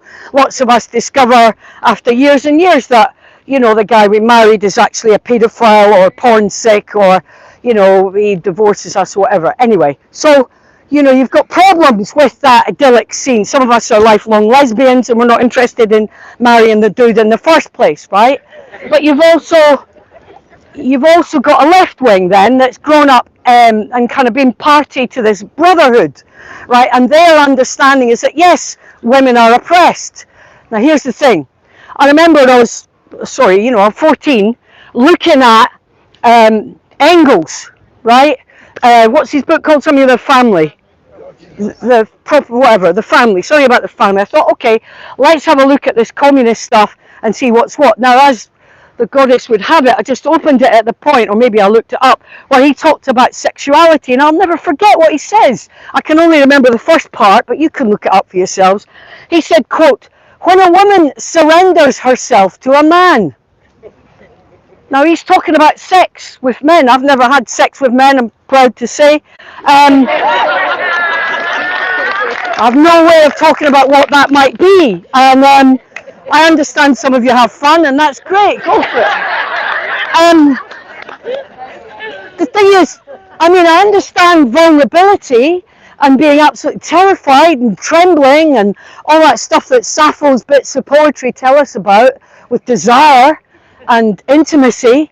And I'm probably sharing far too much here, but not surrender.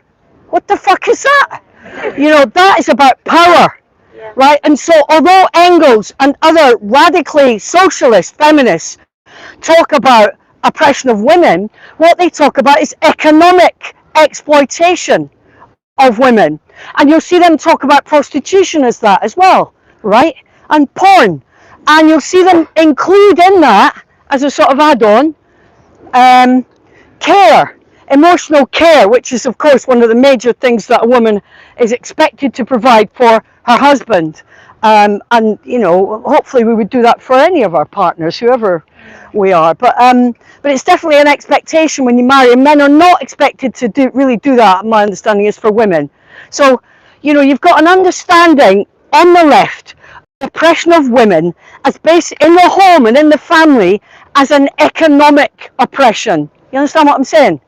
And that means that a lot of socialist feminists have never really grappled with what us radical feminists have come to understand as male sexual violence. No, maybe they understand male sexual violence, but they don't understand male sexuality as social control, right? They don't understand the extent to which all of our language and all of our communication is determined by men. I was talking about this with a dear friend of mine just yesterday, and about how the ambiguity about the word lesbian, and you know how difficult it is for women who have previously had sexual relations with men, which is most of you, right, to identify then as lesbian. What's that about? I mean, lesbians are people who come from Lesbos, right? I mean, so we don't have the language. We have woman loving woman, right? Let's hang on to that, right? But we don't have the language, we don't have the culture to adequately express, and never mind envision, you know, what we want, or what, or even really our analysis of the way things are. However, what we do have is we do have logical analysis, and that logical analysis leads us to understand that we have a structural oppression. If we look at each strand of it, of which sexuality is perhaps one, compulsory heterosexuality is one, marriage and divorce is one, child care, reproductive rights, so speaking to some Americans, they don't have maternity leave. They don't get maternity pay in the USA. Can you believe it?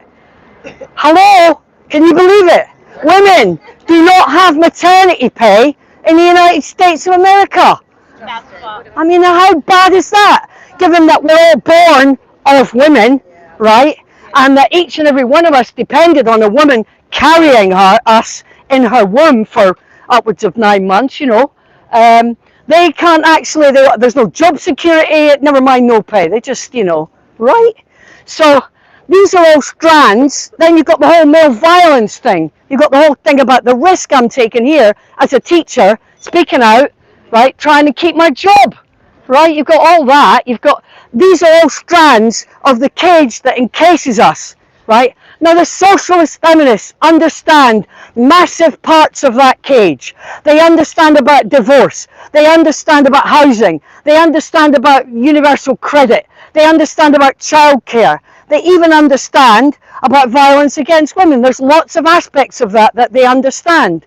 But there are whole other aspects of it that they do not address, right? In my opinion, they're not adequately addressing some of the stuff that has brought us here today, some of the stuff to do with sexual violence and men being predatory. So each of us has come here through one route or another. A lot of us have come through concern about children, for instance. Some of us come through concern about sports, right? Some of us, it's true, have come from experience of sexual violence when we were young, or being prostituted and surviving that somehow. Well done. But the problem is that we've got some women who are coming with experience of sexual violence, for instance, who are right wing, and they're Christian, or they're, fundamentalist Muslim, or, whatever their route in is, and the rest of their politics is really right wing. Now the socialist feminists are telling us that we cannot make an alliance with these women, right? I mean, that's what they're saying. They're saying it is dangerous for women to make alliances with the right wing. And I agree with them. I think it is. I think if we are making alliances with people who want us to have to have kids in wedlock, or people who want to stop lesbians adopting kids, or, I can think of, I'm sure you can think of all sorts of right-wing positions that some of these women would have. They're anti-trans because they know that men are men and women are women, right? But some of their other politics is extremely dodgy, and I agree with them. But you know what? Some of the politics of the women on the left who are aligned with politicians, and their politics is extremely fucking dodgy as well. Like the fact that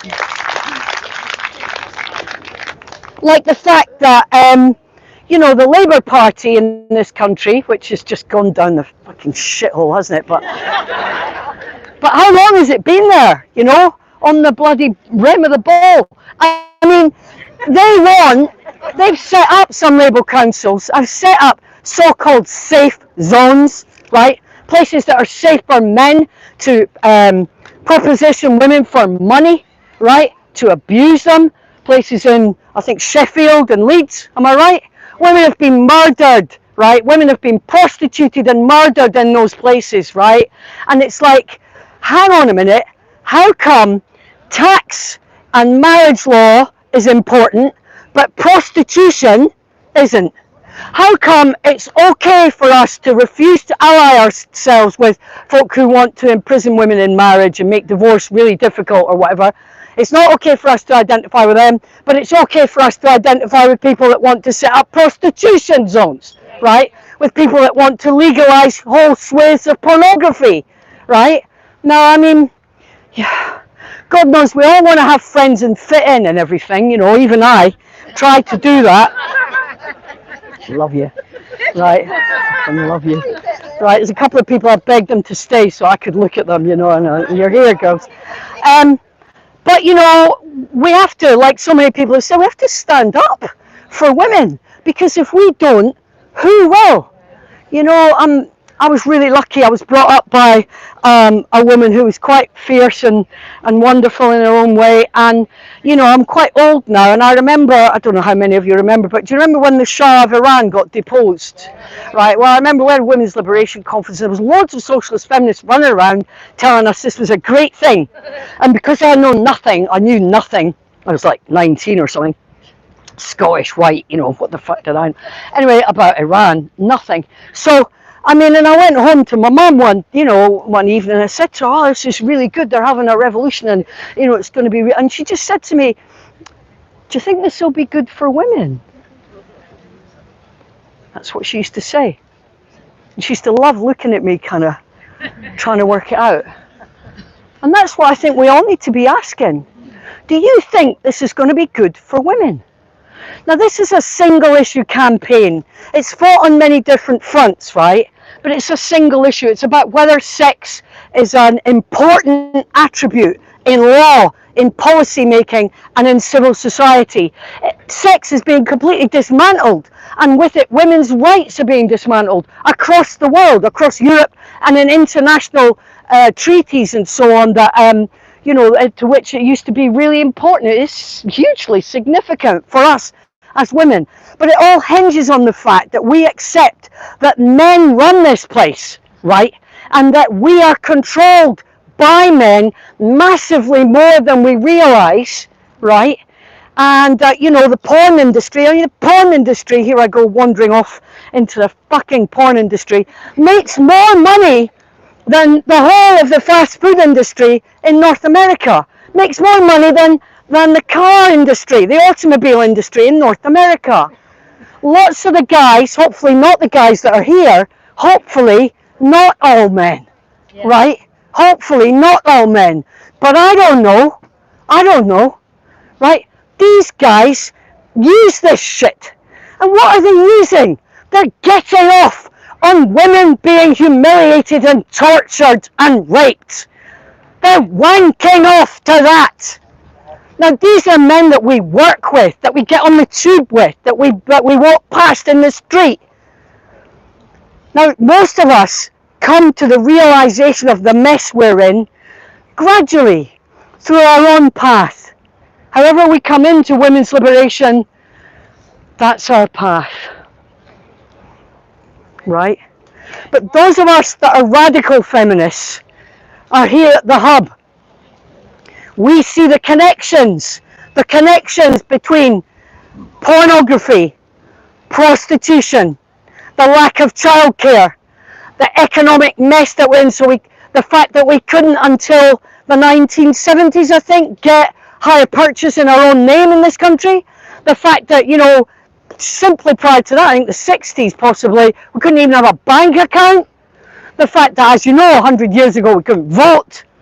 The fact that, you know, there was still no housing, basically. If 4 or 5 of us wanted to get together and share a house, there's no facility for us to do that. The fact that, you know, these things are all part of the structure that cages us, right? That isolates us, that divides us, and that stops us from being free and happy, right? And we need to see the connections between all these different things and not be divided and not be silenced, right? Why am I speaking here despite the fact I'm a teacher? Because I've just been told that the organisation that runs women's conferences here in the United Kingdom, Filia, right, which I've been a thorn in the side of for some years now, they have decided to exclude the Women's Declaration people from the conference. I've just been told that today, right? I mean, it's absolutely outrageous. What they're doing is, I've asked them for 3 years now for me to host a platform discussing openly with women from both sides, the pros and cons of working with, or across the aisle as the Americans call it, or with Baroness what's her name in the Tory party or whoever it is here, right? Cross-party coalition work on this single issue campaign, all right? And they have ignored me, as you know they tend to do. Thank you, Posey, for giving me a voice here. But now they've got women's, what they call WPUK? Yeah. They're having a platform on that, but it's only one side of that, right? It's just the one side, which is trying to say that WOLF, the Women's Liberation Front in America, and the Women's Declaration International, WDI, who do the podcasts every Saturday and so on, that they are, you know, evil basically, because they're undermining women's rights by choosing to work together in cohort, in concert with women who are right-wing. Are you with me? You get me? This is a political issue. You can't stop it from being political. You might come into it from very good motives out of, you know, concern, humanitarian notions and so on, wanting to save kids from all sorts of abuse. Or you might come into it because you don't want your granny washed down by some tattooed, bearded, macho perv. And that's fine. but it is about destroying women's rights as well. And what I'm asking you to do is to consider that the left are guilty of failing to realise the oppression of women on so many different aspects, especially through sexual politics, just as much as the right are of trying to drag us back into the Stone Age with their religious fundamentalism. Is that good? Yeah. We take this as being interviewed. Who is next? Does anyone know who is next? Come on then.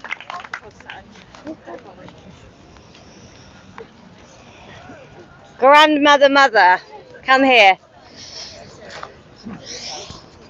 Here we go. Oh, the little thing fell off. Oh God, I've messed it up. It's okay, me, I messed up everything. Oh God. Does it work? Without No, the fluffy thing? I think it works.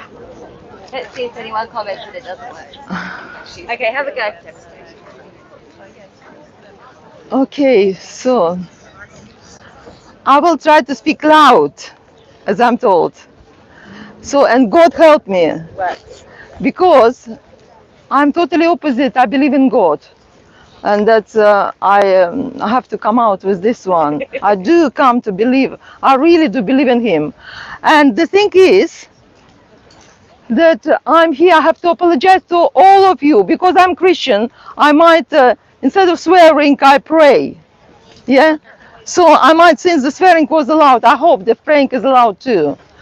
And the second thing is, I won't speak to you either, because all of you who are here, you already know what's happening.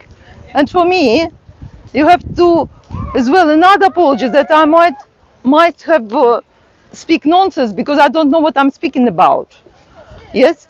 And the thing is, like, I'm a nuisance grandmother who goes through grand age, not teenage, not trans age. I'm grand ager, yeah, and I have a grand age kind of silly things in me, yes. And so I hope I won't puzzle you, but I'll explain you the situation. I was very clever this morning, and I thought, okay, I had a look at my WhatsApp, and I had the messages which I had with my granddaughter some time ago. And I thought, what's clever? And I shared with her some poem. And the poem is really touching, like, you know, and I never shared it publicly. And I'm reading the poem. And I thought that's what I do. I read the poem. Maybe if I read it in the park aloud, maybe she hears me. But no, because I'm going through grand age, I forgot it.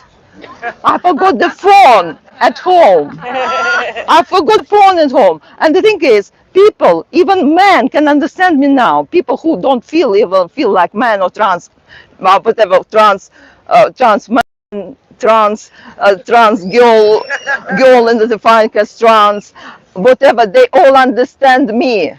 When you lose your phone, you lose major half of your brain and your head is lost. I thought, okay, too late to go back. And anyway, my friend was here, but she has such a little script, whatever, and dark thing, yes. And the thing is, I could not see a thing because I'm blind as well. I swim every day, not to die off. I heard you. I'm here. I can go in my head. Yes. Do you want? I go. I stand in my head. I don't care.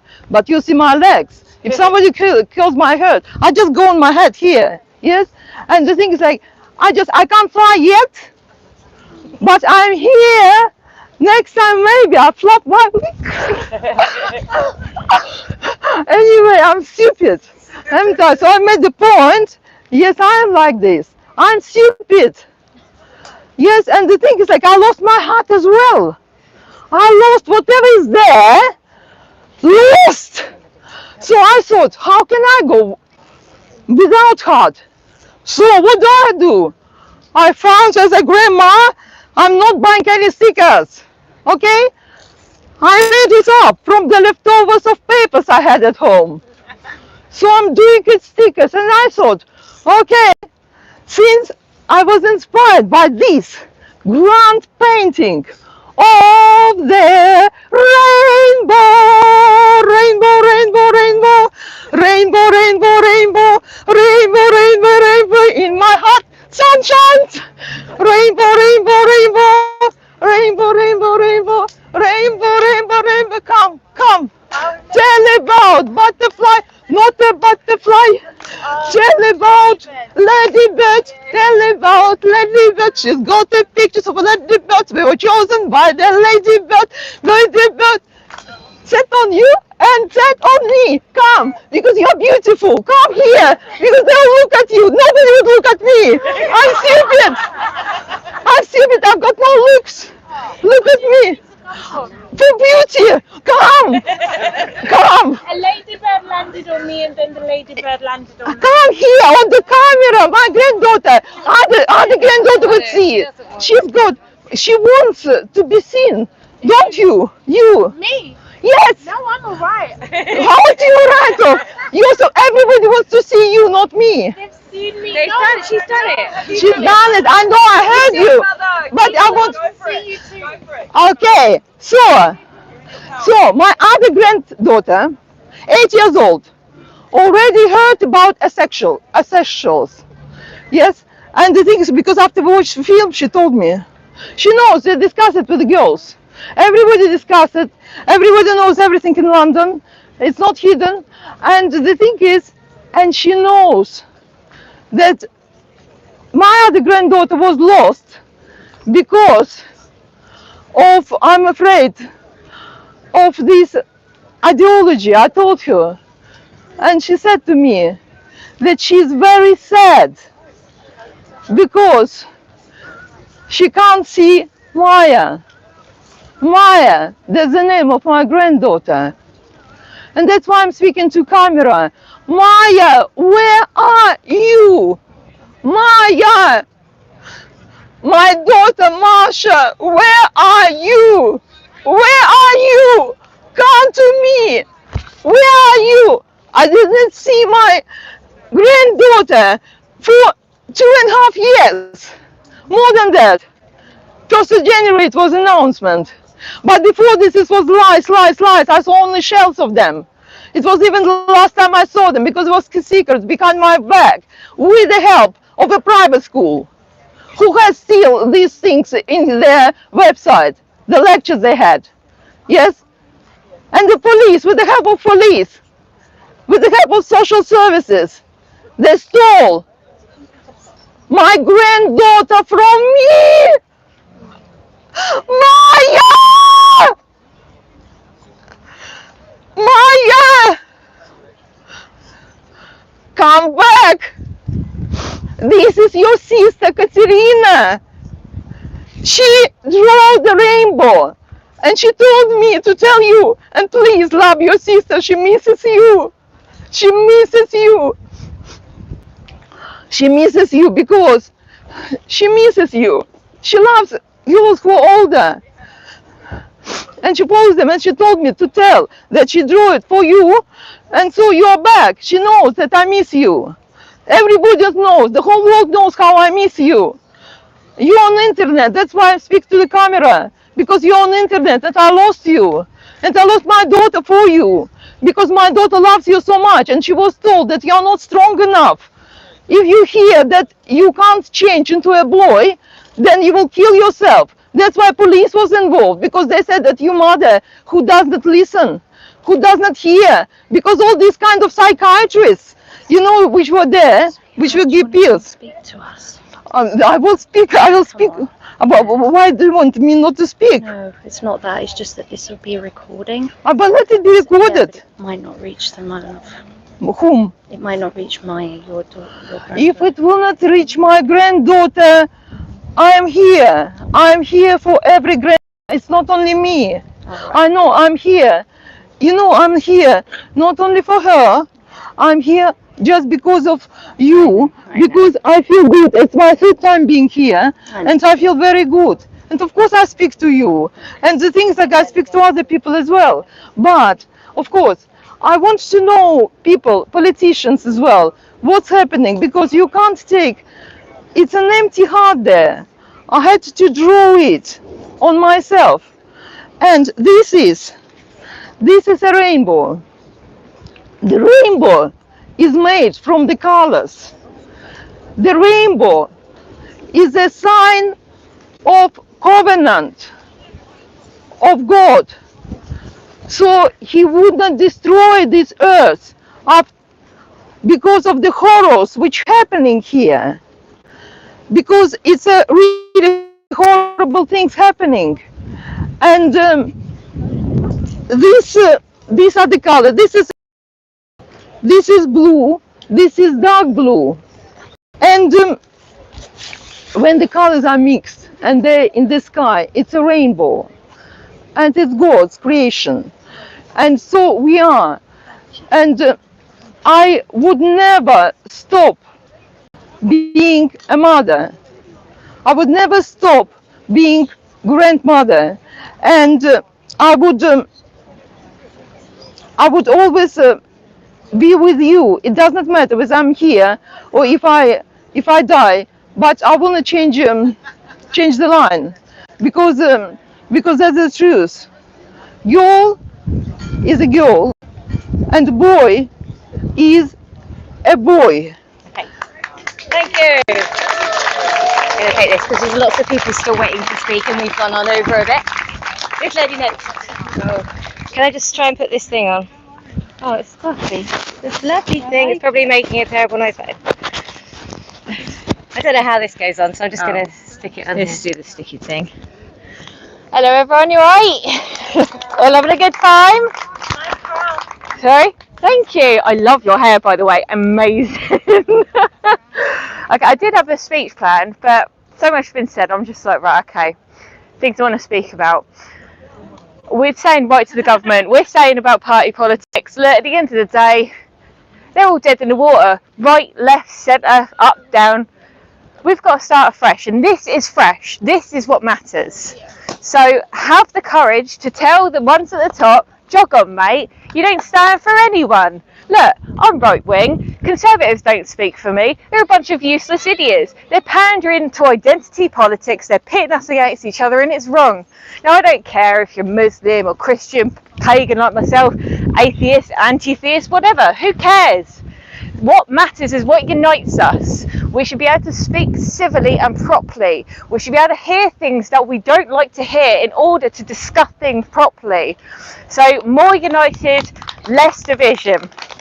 Also, so Isla says, where's Isla? Where's she gone? I can't see her now, she's gone. Saying about 0 to 5s, they're coming for 0 to 5s. It's true. I've got a daughter, Erin, right? She's hilarious, my wonderful, my universe, and I'll do everything to protect her. That's why I ain't putting her through the school system, because F that, quite honestly, they're a disgrace. And if you have children in school, get them out. Mass exodus them. It might cost you, but what matters more, your job or your kids? Is it money or your family? I would rather sit in a bed sit and teach my daughter properly and give her one-to-one tuition and away from this nightmare madness that's going on than be in a 3-bedroom house with a garden, putting her through the school system and worried that she's going to come back and say, Mum, I want my breast removed. Let's face it, what is important is each other, is our family. So another thing I want to say is I'm collecting cancer culture stories. Anyone who has been affected, please come and see me, because I'm going to compile a load of them for as true to your words as possible for a book. Because we are living in a part of history that needs to be passed on to future generations to serve as a stark warning that when we win, that our children, our children's children will never face this again. So please come and see me. Also, I make bracelets, earrings and necklaces as well. So if you want to come and match, I'm modelling them right now. I'm not the best looking model, but I'm doing all right. Come and see me, my darling. Thank you so much. Bernadette? Yes.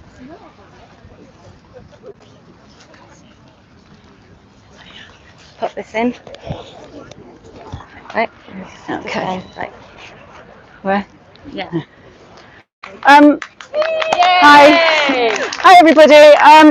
Right, I haven't written this down, so let's hope it all goes okay. This is the sausage, isn't it? They say in actory people. So my name's Bernadette. I volunteer for an organisation called the Women's Declaration International. Thank you. Women's Declaration International was born out of the Women's Declaration on Sex-Based Rights. And the Women's Declaration on Sex-Based Rights was written around the time when self-ID was proposed in this country. And that proposal triggered a number of amazing women around the world, and I'm so proud to actually be standing in front of one of the women here, Heather. And this document was written.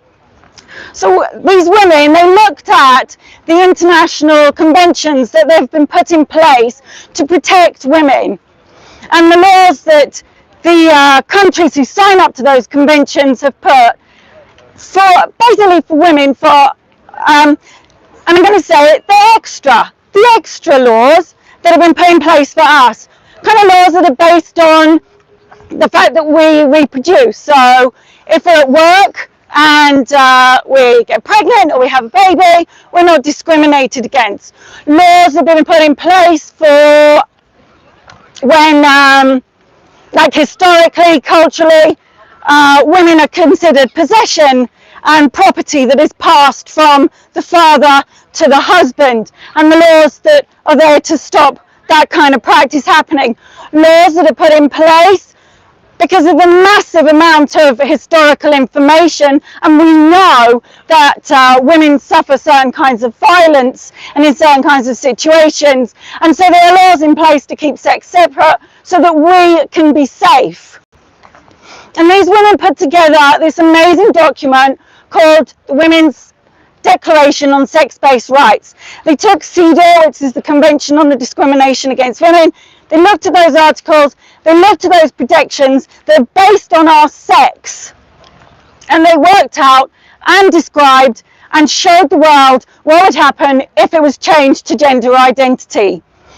And this document has been picked up by 159 countries around the world, obviously, and there are women in those 159 countries using this document, this declaration, for their activism.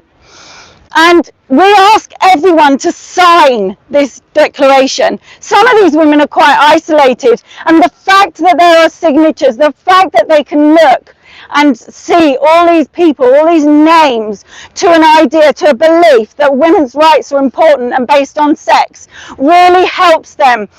And so I'd urge everyone who's here, tell your friends, because I'm hoping you've all signed it, and all the people out there, please sign it. It is immensely important to the women around the world that we can have that document, the Women's Document on Sex-Based Rights.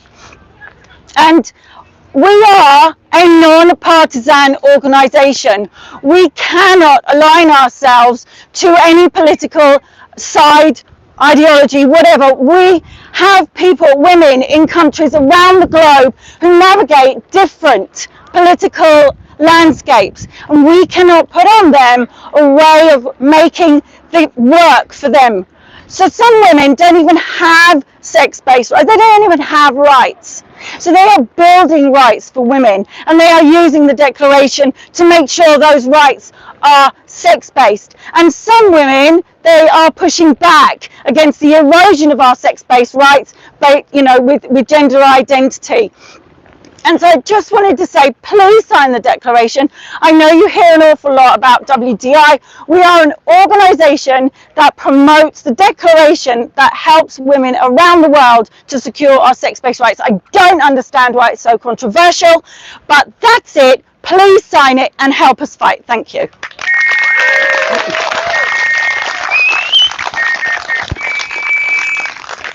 I'm here.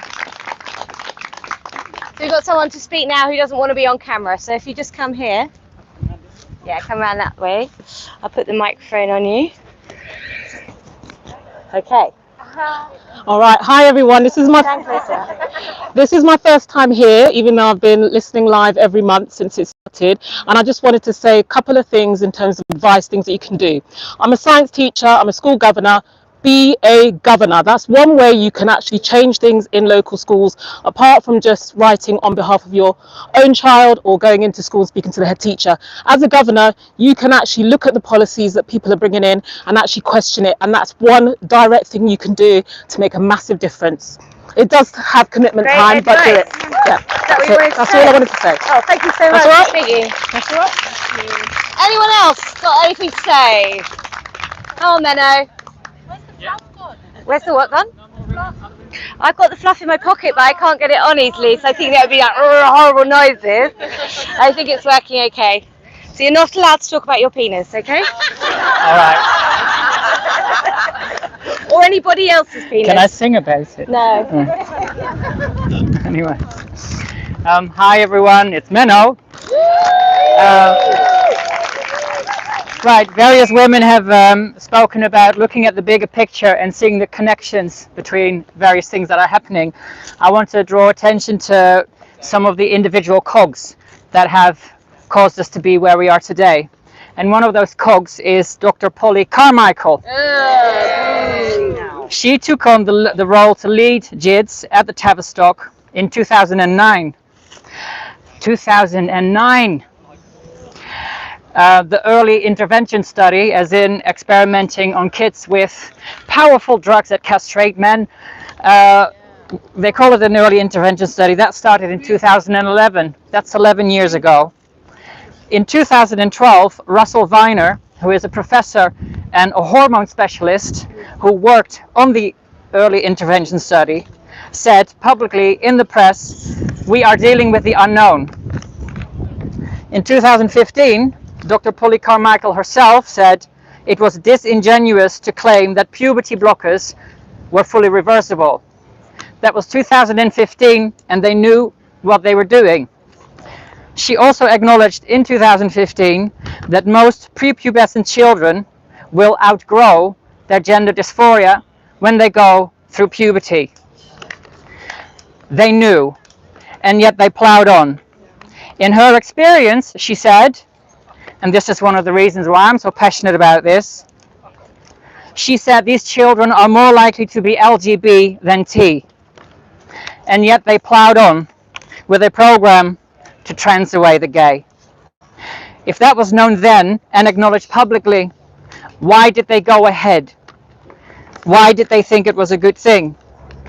She even says in 2015, there's quite a bit of talk these days about does social transitioning help, or does that even lock them into that dysphoria? She said in 2015, it impacts a child and makes it harder for them to desist or change their mind. This was all known. So what I would like to see is full-blown inquiries and having these people exposed and having them held to account.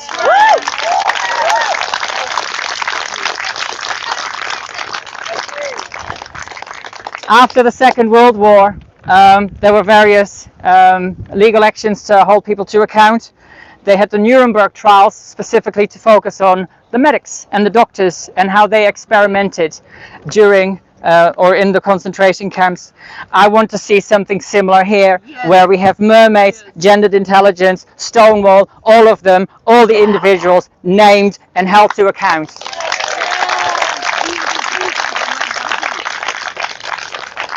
On that note, there are incredible people that have already, most of them have already been named. I'll put a list together. So this is specifically about the whole JITS stuff that we have to thank for that place closing down next spring. So Sue Evans, thank you. Marcus Evans, thank you.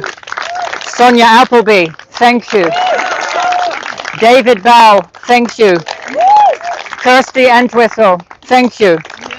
All those clinicians who wrote to The Guardian and didn't get the letter published, thank you.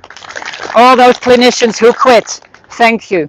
Stephanie Davis, Arai, and Shelley from Transgender Trend, thank you. Kira Bell and Mrs. A, thank you. And you can see this name was already on my list. Heather Brunskill Evans, thank you. By the way, we have the same hairdresser. Lucy Benneman, thank you. Yes. The BBC Newsnight team that investigated JIDS, thank you. And a big thank you to Graham Linehan, who went on national TV and called this out years ago. Thank you to the LGB Alliance, and thank you so much, Hilary Cass. Yes. All these people together, this is what Stunning and Brave looks like. Now I'm going to sound a bit sanctimonious, but this is also what the right side of history looks like. And we are 100% on that side. Absolutely 100%. We are not right-wing extremists. We are not whiny Karens. We are not out-of-touch boomers. We're the ones calling out this nonsense. We're the ones standing up for the reality. Women, for lesbians, gays, bisexuals, for children, for safeguarding, for evidence-based healthcare. We've got this right. And we'll root this craziness out across the UK, across Europe, across the pond, and down under. Because not only is turfery right, it's global. We've got to keep turfing. We've got to keep turfing, yeah. Too many people are lost in woo. So here's what we've all got to do. We've got to keep, yeah, turfing.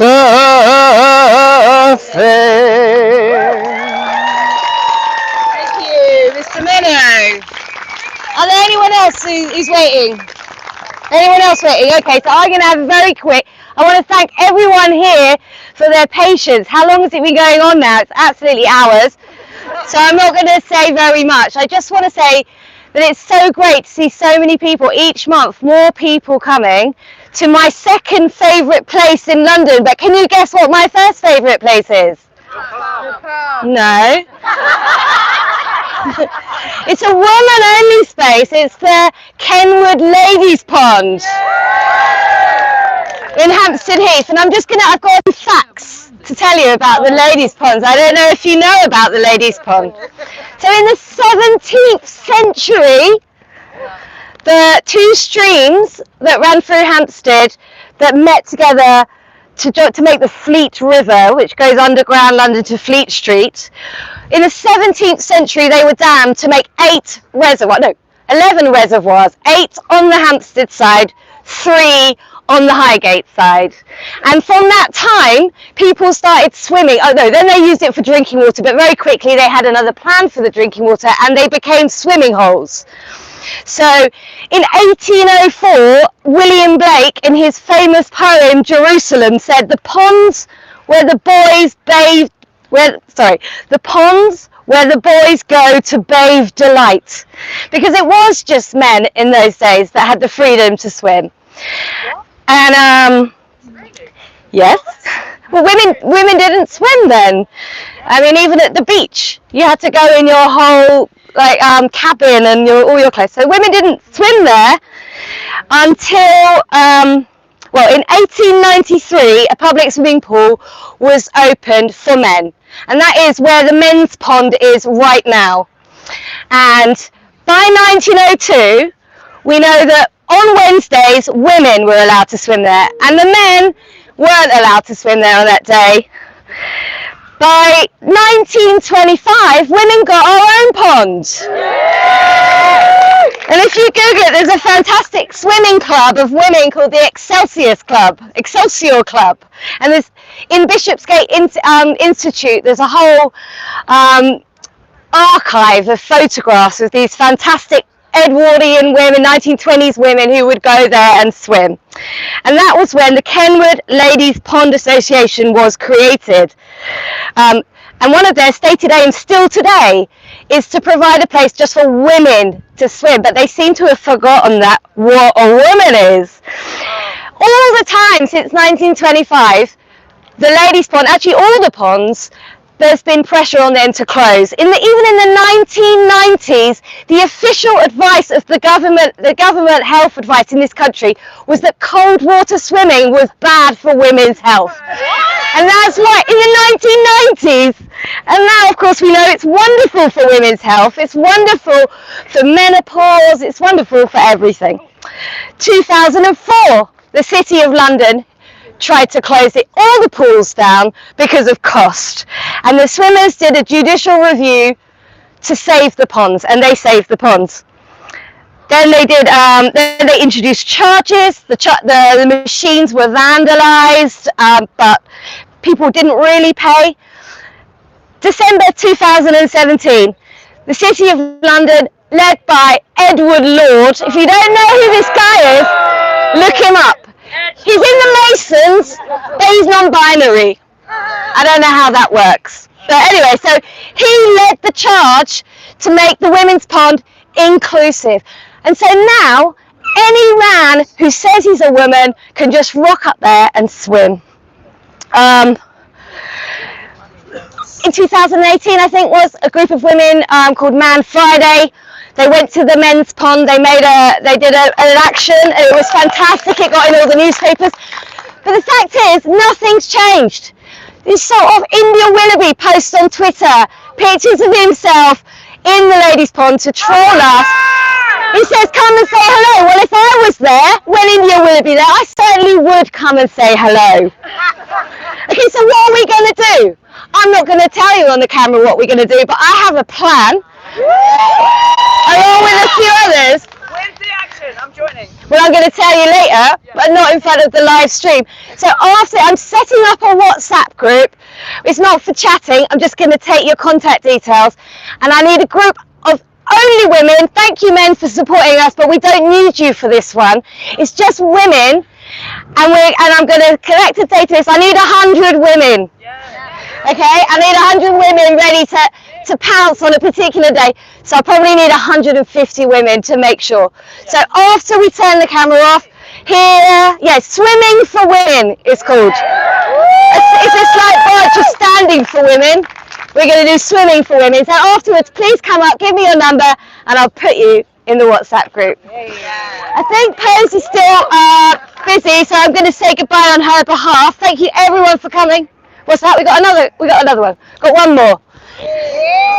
Oh, okay, but we got to keep it real quick though, because I think everybody's just had enough. Thank you. Hello there. My name's Jeremy. Some of you know me from Twitter.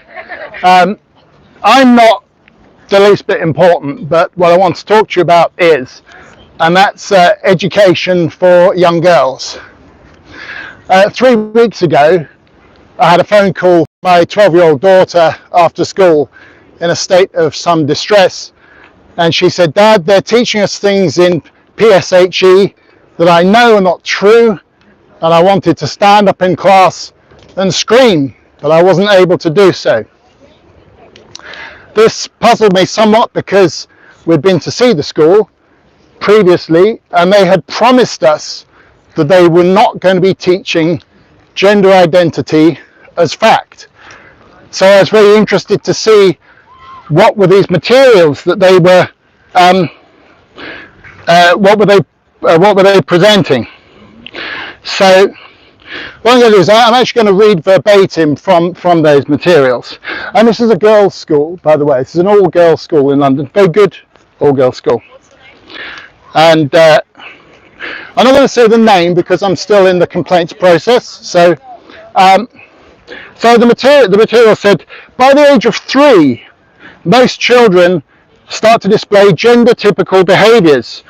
But this is also the time when some differences first become noticeable. If this persists, then that person is transgender. And that means that their sex assigned at birth and their internal sense of gender identity is not the same. And this is the opposite of cisgender. The materials went on to say, gender identity is by no means related to sexual attraction. For instance, a little boy may have the feeling his gender is that of a woman, but he might not be attracted to men. And this class of 11-year-old girls were also asked to match up words with their definitions, their selection of words being gender identity, gender queer, and cisgender. And these materials finished off by saying, it is never right to disrespect the feelings of others.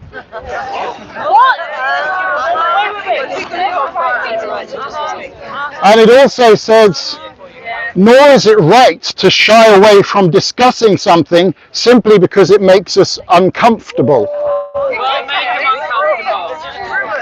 I thought that this had red flags all over it, but then I know a bit about flags because in lockdown they did a gender flag design class whilst we were sitting at home watching this. It only takes one teacher.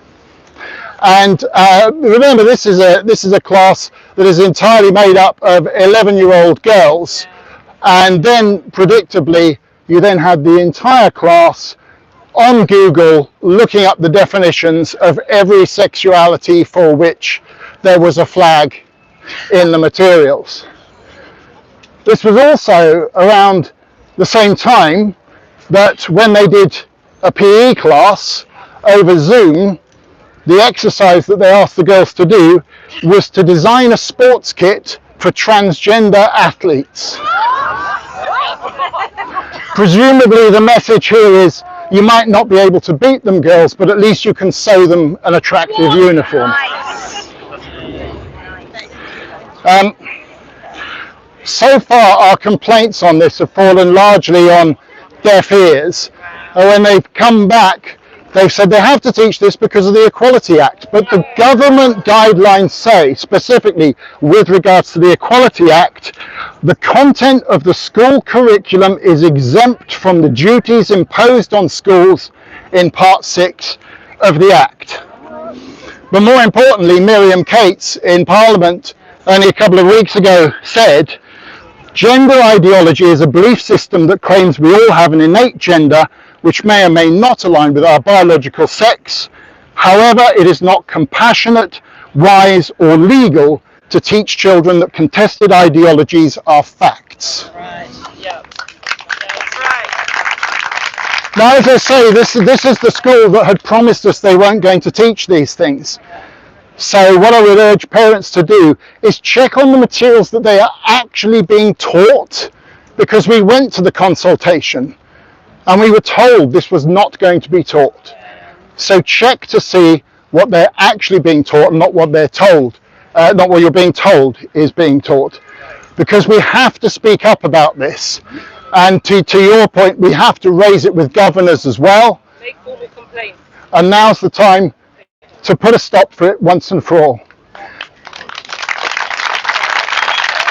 And I'd just like to finish by saying, obviously, were it not for Kellie-Jay's platform, I wouldn't be able to speak about this. But more importantly, when you've been wondering, you know, where men like me have been, particularly those that earn the money for the family, if it wasn't for Maya Forstarter, I would not be able to speak openly, honestly, and safely on this issue.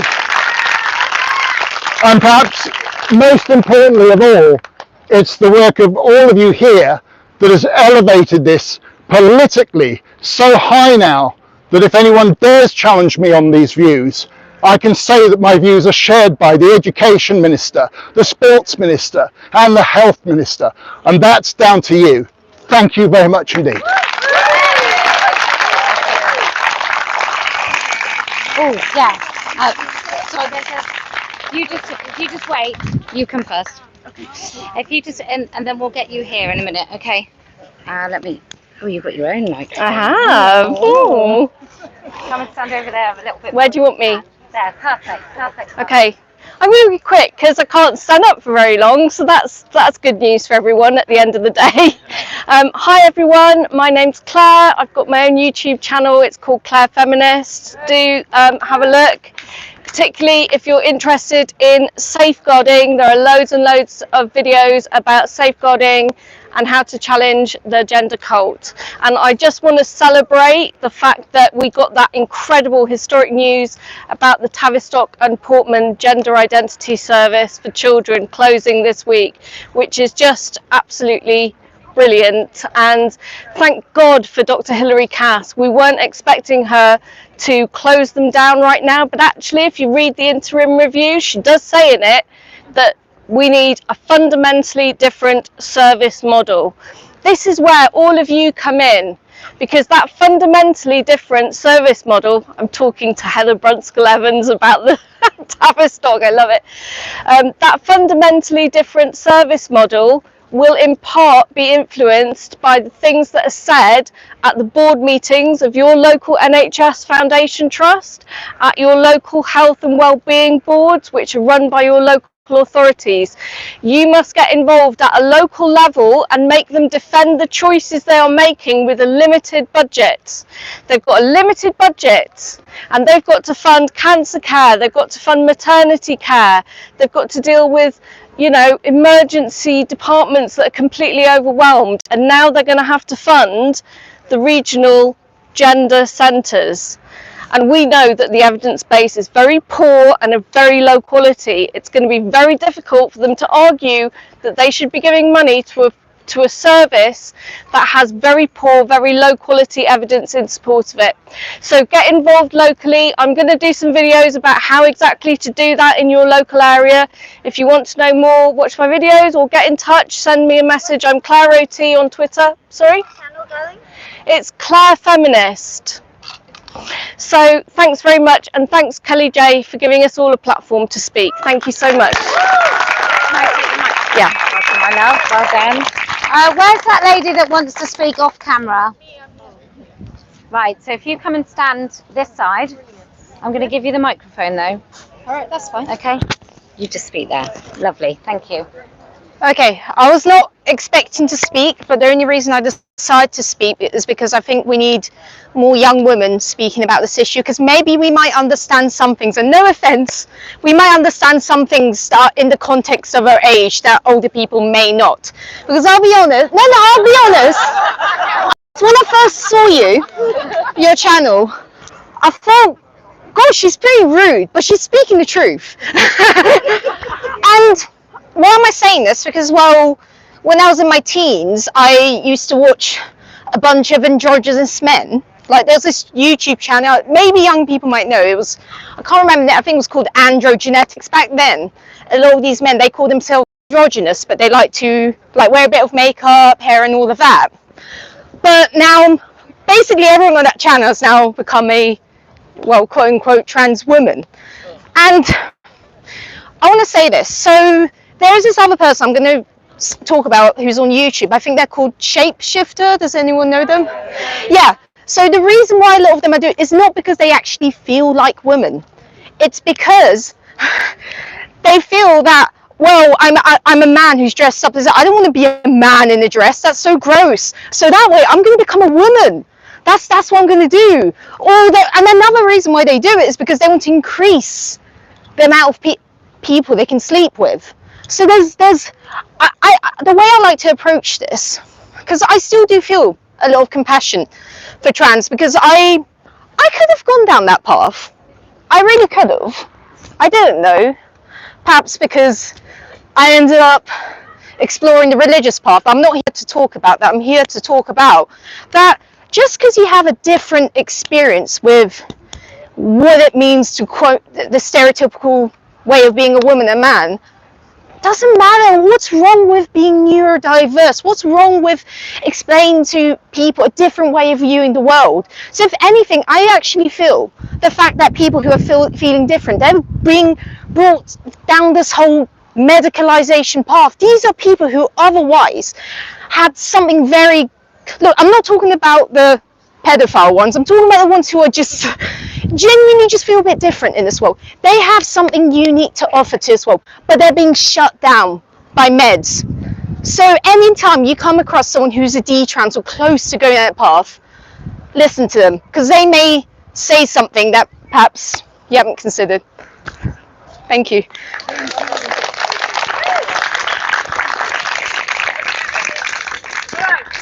I think we're on the home straight. It's been a long day. It's been a long day. Look, it's really, really simple. You've seen all of us here. This is like a snippet of the country. We're about 90%. I was just talking over there, and the idea that when it comes to who cares for our elderly women in their own home, that anybody is confused about what a woman is in those instances is preposterous. The idea that if I get a professional babysitting service, although my kids would kill me because they're far too old, but if I got a professional babysitting service and I'm Mrs. Superwoke, and the person that turns up is Janet, who's 6'2" with stubble and clearly a man, and I'm going to go, well, she says she is a woman, and I'm so happy to leave my kids. We all know what a woman is. We all know what a man is.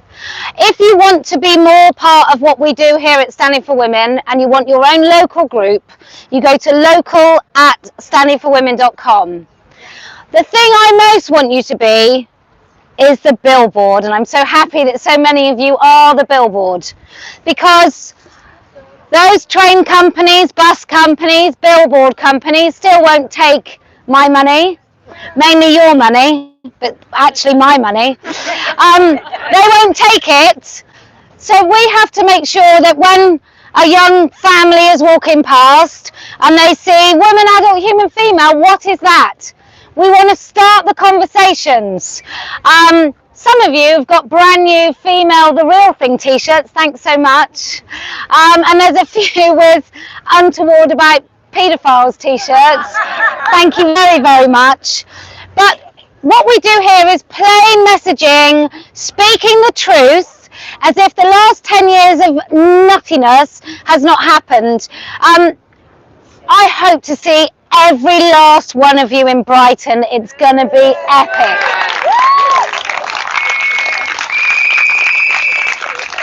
So, for the bodies of our children, for the spaces that we want to enter, for every single woman who for a moment didn't know she could speak the truth wherever she is, thank you all for coming. I hope you've got some cold stuff because I want a drink. But thank you very much, everyone.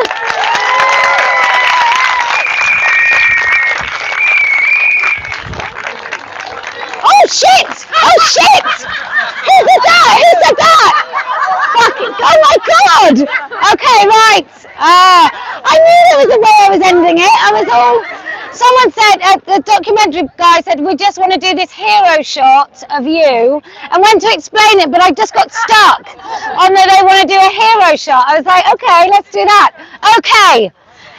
If you can speak truth with integrity, if you can make sure you keep your courage, your sword in your sheath, as it were, if you can do that, I promise we will win. If you can look at the person next to you and you can say, women don't have penises, I promise we will win. And do you know why else we're going to win? Because I never lose.